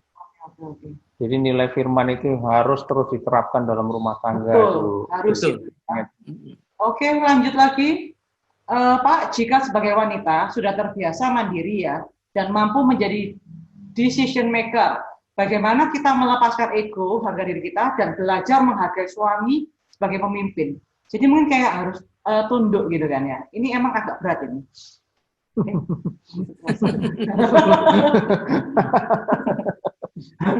Ya, sebenarnya kata-kata Juju tadi udah bener itu. Ini agak berat ya tadi. Dan buat kamu kelihatannya berat ini memang, ya kan? Ya, kata tunduk itu kan sebenarnya rasa hormat yang datang dari hati yang paling dalam karena firman. Jadi kalau sadar itu bisa dipelajari gitu loh. Bisa belajar gitu. Memiliki rasa hormat, tumbuh di situ akhirnya. Jadi tunduk itu memang sebuah perintah dari Tuhan, ya kan? Dan itu kita harus tunduk sama perintah itu. Nah, tunduk itu artinya adalah rasa hormat, ya, yang datang dari hati yang paling dalam karena firman Tuhan. Jadi buat buat istri yang mandiri, decision maker, biasanya akan dipasang yaitu tadi. Kadang-kadang malah dapat suami yang pelongok, sabarnya kelewat, ya kan?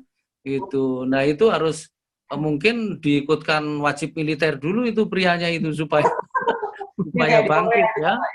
Gitu. Tapi gini, kalau ada istri di Zoom ini yang seperti itu, saya mau katakan begini, Anda sudah pas diberi suami yang seperti itu. Karena apa? Yaitu pria seperti itu buat Anda dialah yang paling tahan uji dan memang dia disediakan untuk Anda aniaya karena dia pas itu buat Anda. Artinya gini, bisa ngimbangin Anda. Bisa ngimbangin Anda ya. Dan ingat bahwa keputusan Anda di kantor boleh menjadi decision maker, di gereja boleh, di perusahaan boleh ya, tapi di rumah bukan. Decision maker itu adalah suami ya, serahkan kepada suami. Terus kalau suaminya masih bulet aja gitu, terus dipersilahkan istri ambil keputusan, ya bilang, gini ya Pak, keputusannya begini, Papa setuju nggak? Kalau dia bilang setuju, berarti ini keputusan bersama. Kan pada dasarnya, walaupun suami itu pengambil keputusan, kan keputusan itu harus disepakati berdua. Gitu. Ya. Suami juga nggak boleh sewenang-wenang, harus minta pendapat dari istri. Kenapa? Karena ya itu tadi, intuisi istri itu lebih tajam daripada pria untuk menolong Anda. Kira-kira gitu. Itulah penolong ya Pak ya. Merdeka. Oke. Oke, lanjut. Ini lanjut yang tadi ya. Dari pembelaan. Iya. Kalau sampai ada hal yang tidak disadari oleh pasangan, Pak, sehingga dia tidak bisa menceritakan hal tersebut pada pasangan, bagaimana mengetahuinya kalau hal itu tidak bisa diketahui sebelum menikah? Misal yang tadi kan seperti kita bahas, masalah kelainan seks yang dimana orang tersebut tidak menyadari kan, Pak, karena kita menjaga kekudusan kan, itu kan kita nggak melakukan dahulu kan, jadi kan kita nggak akan tahu gitu loh. Nah, sehingga dia tidak tahu kan pacar ini dengan tunangannya, jadi dia nggak cerita bukan karena tidak mau terbuka Pak, tapi masalahnya sengaja ditutupin gitu kan ya. Nah ini bagaimana untuk kita tuh cari tahu Pak. Jujur emang ya ini saya juga pergumulan saya juga gitu kan. Maksudnya kalau kita lagi deket dan karena sekarang mulai muncul hal yang seperti ini gitu loh. apalagi kalau kita ini nggak mau cerai gitu kan, bagaimana gitu kan ya, berat ini Ya. Pak. Berat lagi nih Pak. Jadi pasangannya sebelumnya artinya tidak jujur. Ya, Jadi setelah udah serius, karena untuk supaya tidak mengecewakan, jadi sering ditutupi. ya, Ternyata wis masuk pernikahan baru terungkap bla bla bla bla. Nah itu tuh ya. jadi. Ya. Kira-kira yang terjangkit seperti itu mau sembuh nggak? Itu masalahnya juga, ya kan? Gini. Tapi tetap kita sebagai pelayan Tuhan, kita sebagai orang yang ada dalam Tuhan harus punya rasa tanggung jawab untuk hal-hal seperti itu. Ya, saya rasa orang yang punya kepribadian seperti itu juga nggak nyaman, pasti dia tersiksa. Saya yakin tersiksa. Dan Anda bisa masuk di celah itu sebenarnya. Nggak bisa ini suami istri yang begini, pasangannya misalnya suaminya yang punya kelainan, terus istrinya yang menyelesaikan, nggak bisa. Ini harus ada orang yang nolongin. Ya. Orang yang nolongin masuk di situ, lalu kemudian dengan cara yang pokoknya orang itu buat nyaman dulu aja, jangan langsung dijudge gitu. Jadi buat aja nyaman, bangun hubungan dulu, terus kalau perlu masuknya juga perlahan. Aku lihat kamu kok begini ya, mulai dikorek gitu. Nggak usah dikorek kelainannya itu, korek masa lalunya dulu. Orang tuanya kamu dulu punya orang tua seperti apa gitu. Papamu seperti apa, mamamu seperti apa. Nah biasanya yang kepahitan sama orang tua, dia nggak langsung cerita. Dia pasti begini. Nah gitu pasti. Karena apa, sakit hati sama orang tua gitu. Nah kalau begitu, Anda langsung begini. Oh, dari ekspresimu aku tahu. Kamu punya persoalan dengan orang tua. Udah dari situ kita masuk. Nanti lama-lama dia akan masuk dari situ dulu karena pintunya itu. Oke. Gitu. Ya. Nangkep ya, Ju, nangkep ya maksud saya. Ya, nangkep Pak. Saya balik Ya, lagi oke. ke acara single kapan hari ya. Jadi komunikasi ini penting. Jadi kalau membahas hal-hal yang krusial seperti ini, itu Harus. tunggu kita ini sudah ada chemistry sama orang itu ya. Yep. Jadi nggak baru PDKT, kamu masih virgin, waduh. Ya kan nggak bisa loh. Jadi kita harus kenal dulu ya kan. Kita sudah berteman dulu, baru kita bisa bahas seperti ini gitu kan. Jadi ya kan Pak ya, bener kan ya. Komunikasi itu penting. Jadi ya sama tunggu supaya waktu tidak gagal paham lah. Betul, jangan buru-buru lah, ya kan. Bina hubungan yang baik, ya kan. Keterbukaan, iya. Nanti pelan-pelan nanti Tuhan akan buka. Nah ini yang saya percaya juga, ya kan. Pada waktu kita dekat sama Tuhan dan kita berdoa, Tuhan pasti tunjukkan ya Kak. Betul sekali kan. Dan juga jangan berharap segera selesai. Anda harus betul-betul prosesnya memang harus digembalakan secara khusus yang begini. Gitu. Oke. Lanjut langsung. Apakah boleh Pak kita menikah dengan janda atau duda yang cerai hidup? Jadi misalnya ya, ini saya ada kasus gitu ya. Misalnya istrinya minta cerai gitu kan, karena dia sudah nggak sayang sama suaminya dan sudah selingkuh. Yang istrinya sudah sayang dengan cowok lain gitu kan. Padahal sudah punya anak 2, misalnya gitu lah. Ini kebetulan saya ada kasus gitu kan ya. Gitu. Sebenarnya yang suami tetap nggak mau cerai, tapi si istri tetap mau gitu. Nah, ini bagaimana Pak? Misalnya kalau yang cowoknya menikah lagi gitu, kan kalau di Alkitab kan termasuk berzina kan gitu. Padahal dia nggak mau cerai sebenarnya gitu kan. Nah, ini bagaimana? Sebenarnya menurut Firman ini nggak boleh, memang nggak boleh. Tapi dan saya kalau ditanya saya akan jawab nggak boleh. Tapi tetap keputusan kan di Anda juga. Kalau Anda memutuskan menikah pun ya saya nggak bisa bilang jangan ya kan. Tapi ini nggak boleh. Gitu. Kalau boleh itu selama masih bisa diselesaikan semua konflik itu harusnya diselesaikan. Karena nikah itu ya pokoknya berakhirnya meninggal, mati. Selain itu nggak ada. Begitu. Oke. Itu kalau dalam kondisi yang punya masalah Pak. Mungkin kalau mungkin ini yang cowok tadi itu mungkin lagi negenin cewek Pak gitu. Jadi yang ceweknya ini yang tanya ini mungkin seperti itu ya. Nah, dia lagi deket sama yang duda. Nah itu bagaimana gitu kan? Dia langsung saya nggak bisa gitu atau gimana gitu. Karena masa dia orang ketiga gitu. Oke, aku akan mempersatukan kamu dengan istri kamu lagi gitu. Ya itu maksud saya. Cewek dideketin oleh suami orang yang mau cerai gitu kira-kira. Sudah cerai. Sudah cerai. Sudah cerai. Jadi yang minta Itu cerai loh. yang istri. Iya. Ceweknya itu gini. Wong yang perjaka aja banyak, kenapa nyari yang begitu? Gini, udahlah gini. Saya tetap punya pandangan begini. Second married itu sulit. Yap. Buat yang second married itu lebih sulit. Karena apa? Nanti akan dibandingkan dengan, oh ternyata kamu nggak lebih baik dari ini, secara logika aja ya. Gitu. Iya. Sulit. Jadi saya sarankan begini, buat yang cewek yang tanya ini, lebih baik kamu gagal 7 kali membangun hubungan sebelum nikah daripada gagal sekali sudah nikah. Itu sakitnya luar biasa dan risikonya besar. Gitu. Gak apa-apa, tunggu sampai nanti dapat orang yang tepat, waktu yang tepat, lewat proses bolak-balik gagal dalam hubungan. Gak apa-apa.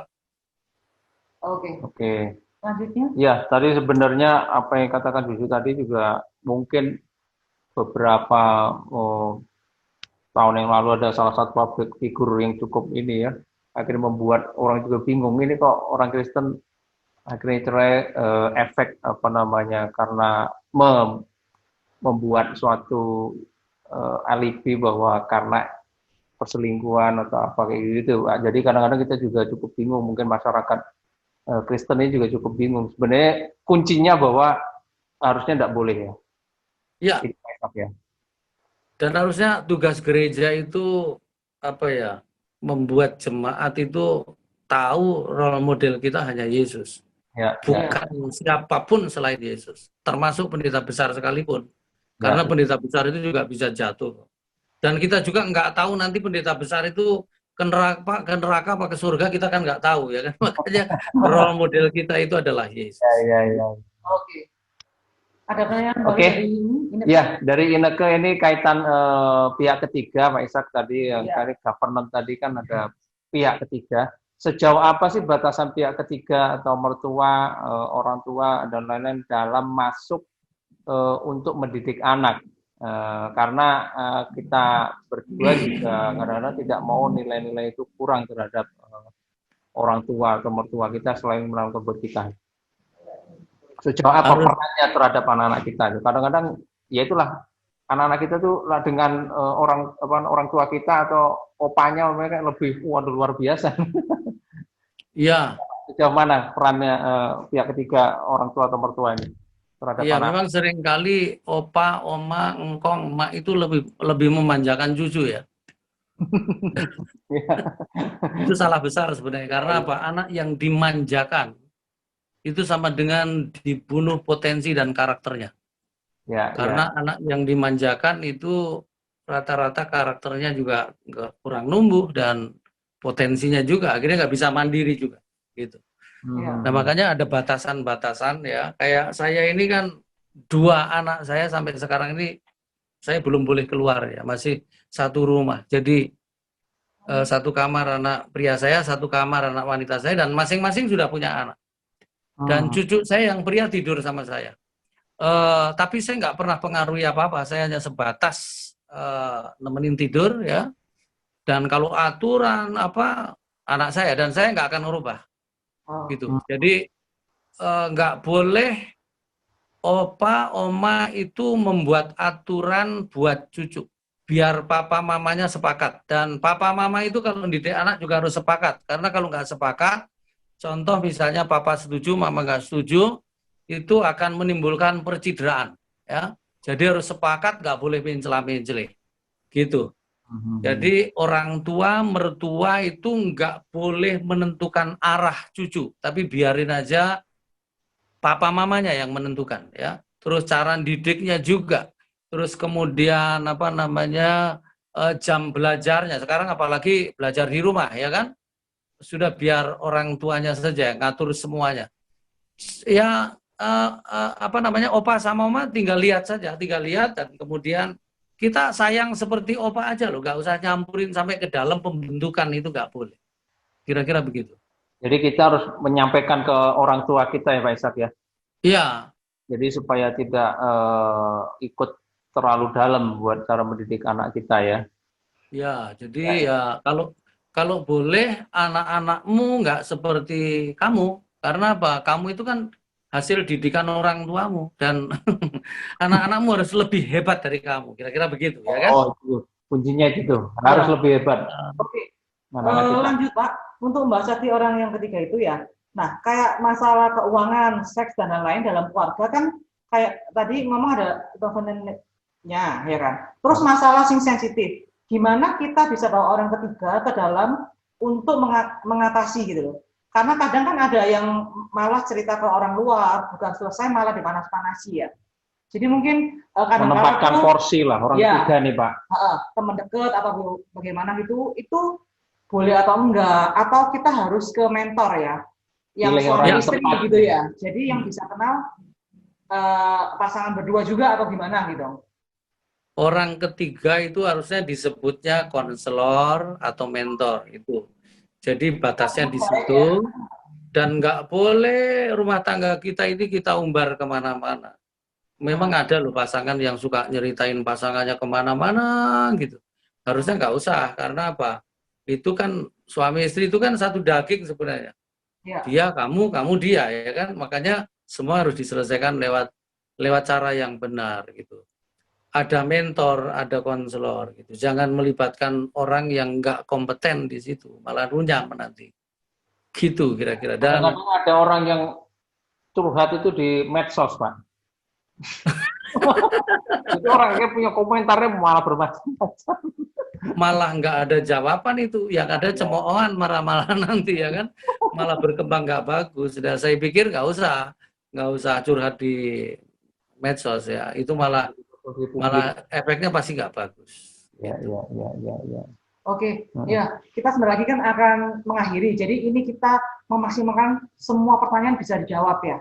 Bagaimana cara menyingkapi masalah perbedaan pandangan antara orang tua kita dengan pasangan? Yep. Atau bagaimana menanggapi misalnya pasangan kita menceritakan ketidaknyamanannya dengan orang tua kita atau orang tua yang menyatakan ketidaknyamanannya dengan pasangan kita. Jadi mungkin kayak bagaimana menjembataninya mungkin ya.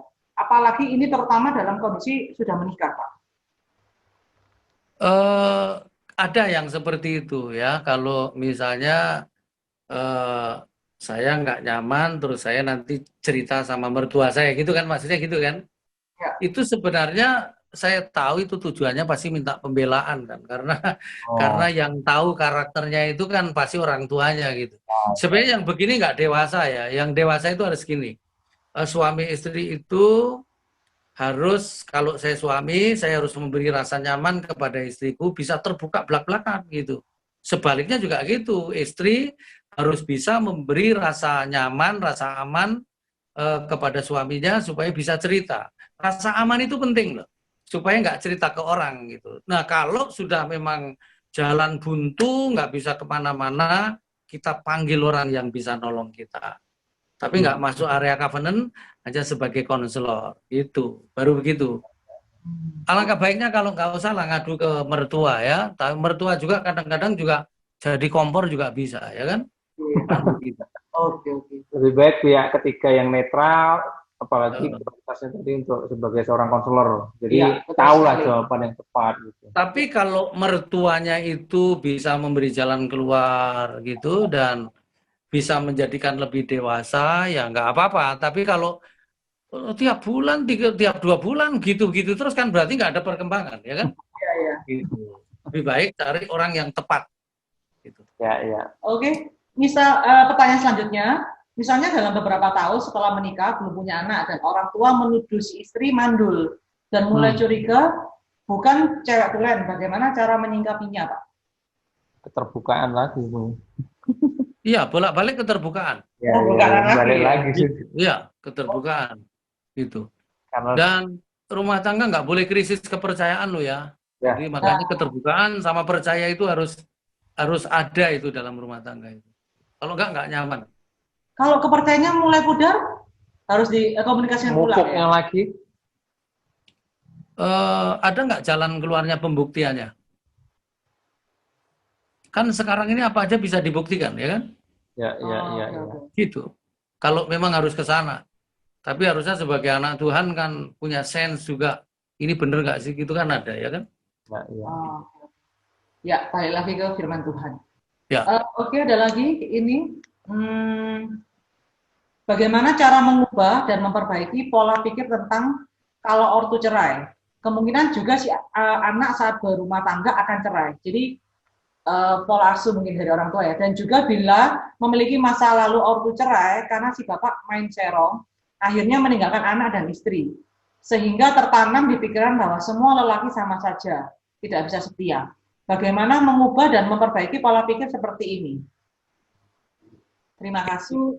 Itu kembali yang saya bilang tadi, pikiran bawah sadar. Jadi apa yang dia lihat, apa yang pernah dia alami terjadi menimpa dirinya, itu semua tersimpan di pikiran bawah sadar. Nanti sekali waktu ada satu momen tertentu digoncang keluar, biasanya gitu. Makanya itu perlu disembuhkan juga yang seperti itu, bahwa memang cenderung begini sih ya.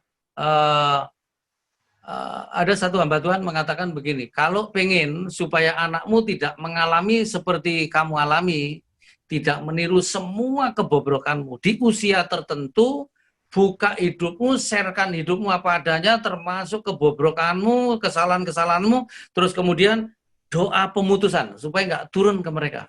Gitu. Ada seperti itu, sampai level seperti itu. Oke. Berarti untuk anaknya ini juga perlu pemulihan, Kak, Pak? Supaya yang baik kan? Iya. Oke. Supaya bisa mencontoh yang baik. Pak Ishak, ini ada salah satu dari jemaat kita kalau ada mau menikah, mau konseling dengan Bapak, boleh Pak ya? Boleh. Jadi konseling pranikah. Iya. Boleh. Saya akan keluarga Betani juga. Boleh. Pertanyaan terakhir. Ya. Oke. Udah nggak terasa nih. Oke, yang terakhir adalah perceraian itu kan nggak boleh. Tetapi bagaimana kalau salah satu pihak ngotot, ya intinya tetap pengen bukan karena perselingkuhan, namun atau karena tidak cocokan, pernikahan kedua bagi istri bagaimana solusinya, tetap ya seperti tadi Pak, kalau nggak cocok pengen married lagi, intinya seperti apa Pak? Lalu sudah disampaikan nggak boleh, apakah lebih tegas lagi hukumnya apa sih? Memang nikah itu kan keputusan untuk hidup bersama orang yang tidak cocok sebenarnya. Waduh, ya. ini Pak. Oh, iya. Jadi nikah itu adalah keputusan hidup bersama orang yang tidak cocok, ya kan? Kalau yang cocok itu cuma berteman sebenarnya. Kalau nggak cocok itu nikah. Namanya juga kawin kan? Lawan jenis. Nah itu ada nggak cocok, ya kan? Gitu. Jadi gini, kalau pasanganmu ngotot cerai, nggak usah mau. Nggak usah tanda tangan. Tapi kalau dilakukan sepihak, ya sudah. Anda kan nggak menceraikan dia. Berarti Anda yang diceraikan. Gitu. Dan kemudian, tapi saya berharap sih nggak jadi. Karena apa? Karena nikah itu satu kali seumur hidup. Bahkan kan Yesus itu memberi gambaran seorang suami itu harus mengasihi istrinya seperti Yesus mengasihi gereja. Yesus mengasihi gereja seperti apa sih? Disalib. Mati, ya kan? Terus kapan dia melakukan itu? Justru ketika gereja selingkuh, menyembah berhala sana sini. Jadi problem tertinggi itu ketika seorang suami melihat istrinya selingkuh, nggak boleh dicerai, tetap dikasihi. Termasuk istri itu tunduknya seperti gereja kepada Yesus. Rasa hormat tadi itu, gitu. Jadi artinya menolongnya juga gini, penolong itu pakai kata ezer, artinya menolong pakai hati Tuhan. Hatinya Tuhan itu apa sih? Penuh kasih, sama. Jadi kalau melihat suamimu jatuh, harusnya Anda jatuh juga belas kasihan. Harusnya ditolongi, kasihan suamiku. Gitu. Kasih ya, bukan kasihan. Harus dikasihi juga, kira-kira begitu. Karena kalau kasihan itu ujung-ujungnya dosa juga. Kasih harusnya. Itu. Kasih itu tulus Pak ya. Ini ada pertanyaan dari yang paling terakhir Pak ya. Dari terakhir. Terakhir. Oke. Yang banyak terjadi saat ini setelah menjalani pernikahan ternyata tidak cocok dalam berumah tangga. Jadi harus berpura-pura di depan anak-anak. Tetap harus akur. Jadi haruskah mempertahankan hidup berumah tangga tidak happy? Karena kan tidak boleh cerai. Nah, bagaimana cara mempertahankan pernikahan yang tidak happy ini, Pak? Oke. Saya ceritakan pernikahan saya ya. Oke. Yang tidak happy itu bisa happy. Nggak mungkin nggak. Saya nikah 30 tahun. Tahun pertama, kedua, ketiga bulan madu terus ya. Tahun keempat, 5, 6, 7, 8, 9, pokoknya 12 tahun lamanya itu madunya habis ya. Tinggal bulan-bulanannya. Di titik tertentu betul-betul krisis ya. Saya sampai tanya sama Tuhan begini, bener nggak sih Tuhan dia ini jodoh? Oh, rasanya susah banget nyocokin diri gitu. Nah Tuhan jawab di hati saya begini, kamu anak sudah 2 baru tanya gitu, kira-kira gitu ya. Sampai sekali waktu itu saya pernah tertekan dan kemudian sampai saya begini, aduh mana lagi nggak boleh cerai gitu ya kan, kecuali mau. Tapi tiba-tiba terlintas di pikiran saya begini, kapan ya istriku mati? Itu pernah ya kan.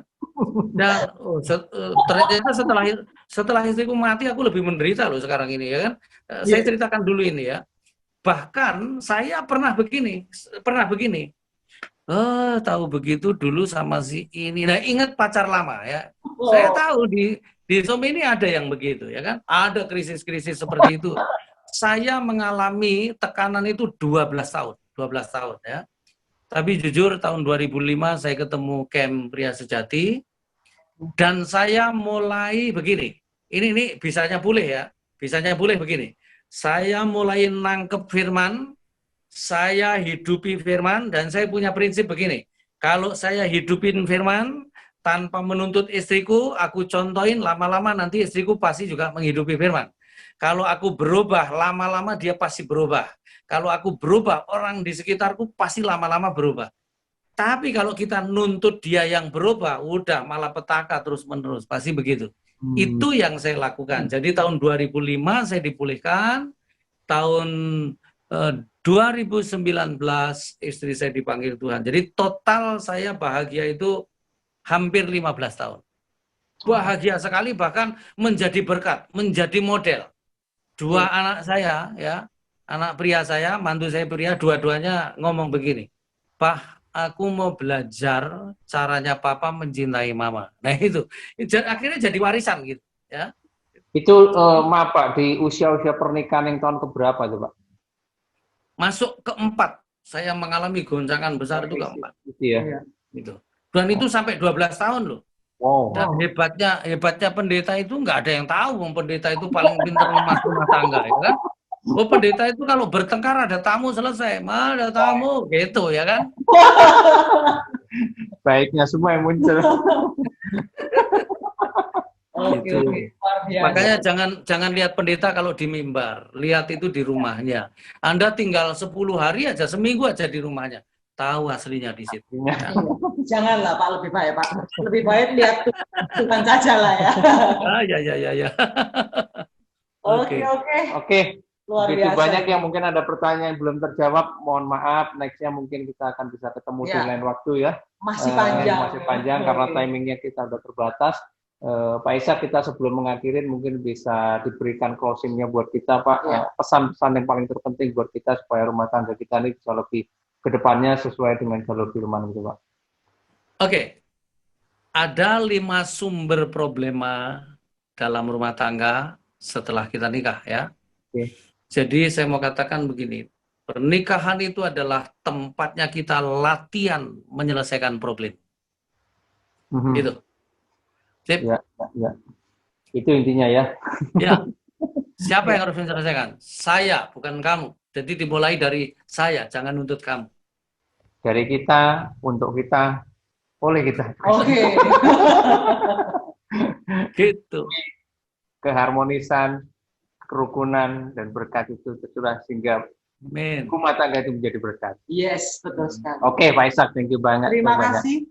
Oke, Pak, mohon bantu closing untuk kita semua, mendoakan buat setiap kita, keluarga-keluarga, maupun mungkin teman-teman masih single akan menempuh keluarga. Nanti sekalian Pak Ishak tutup dengan doa, dan nanti jangan lupa teman-teman sebelum kita closing semuanya, kita akan foto bareng ya. Betul sekali ya. Kita akan foto keluarga nanti. Oke, mari Pak Ishak. Oke, kita berdoa, kita tundukkan kepala, kita pejamkan mata. Bapak terima kasih buat penyertaan Tuhan dalam acara ini. Biarlah apa yang kami bicarakan bersama-sama, kami boleh mendapatkan rema kebenaran firman Tuhan. Karena hanya firman-Mu yang bisa menyembuhkan kami, hanya firman-Mu yang bisa membuat keluarga kami menjadi sehat. Kami serahkan semua pasangan suami istri yang tergabung dalam acara ini, biarlah mereka terus belajar menyelesaikan setiap problem. Mereka tidak lari dari persoalan, tapi menyelesaikannya. Dan mereka menjadi semakin kuat, dan kemudian dipersiapkan untuk hal-hal besar. Kami berdoa segala perkara yang bukan dari Tuhan, yang coba-coba mencuri damai sejahtera, mencuri kebenaran di tengah-tengah umat-Mu, kami patahkan itu dalam nama Yesus. Dan biarlah Roh Kudus selalu menuntun setiap hari, kebenaran-Mu terus ada di dalam hati mereka semua. Anak-anak-Mu yang masih single kami serahkan ke dalam tangan-Mu. Biarlah Engkau tuntun mereka, nanti tepat pada waktunya, mereka akan mendapat pasangan yang disediakan Tuhan sendiri. Dan mereka akan membangun rumah tangga yang lebih kudus, lebih kuat daripada generasi sebelumnya. Supaya Tuhan dipermuliakan. Terima kasih Bapak, kami kembalikan segala hormat pujian bagi-Mu, dan biarlah Bipro ini menjadi sebuah komunitas yang di dalamnya dipakai Tuhan untuk menyembuhkan setiap pernikahan, untuk menyembuhkan setiap ekonomi, menyembuhkan setiap hal-hal yang perlu dijamah Tuhan terjadi di Bipro ini. Terima kasih Bapak, segala puji bagi-Mu, dan biarlah sekarang berkat Tuhan turun ke atas kami semua dengan berlimpah-limpah di dalam nama Bapa, Putra, dan Roh Kudus, yaitu Tuhan Yesus Kristus. Haleluya. Amin. Puji Tuhan. Oke, sesinya Sesi foto. Yuk, videonya bisa di-on-in teman-teman, di-on-in semua. Waduh.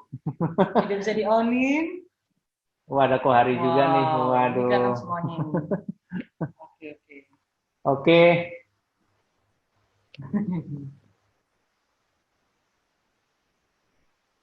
Udah mulai? 1, 2, 3. Waduh, keren.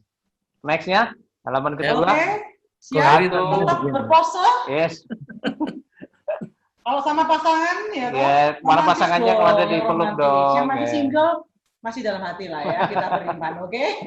Oke. 1, 2, 3. Oke.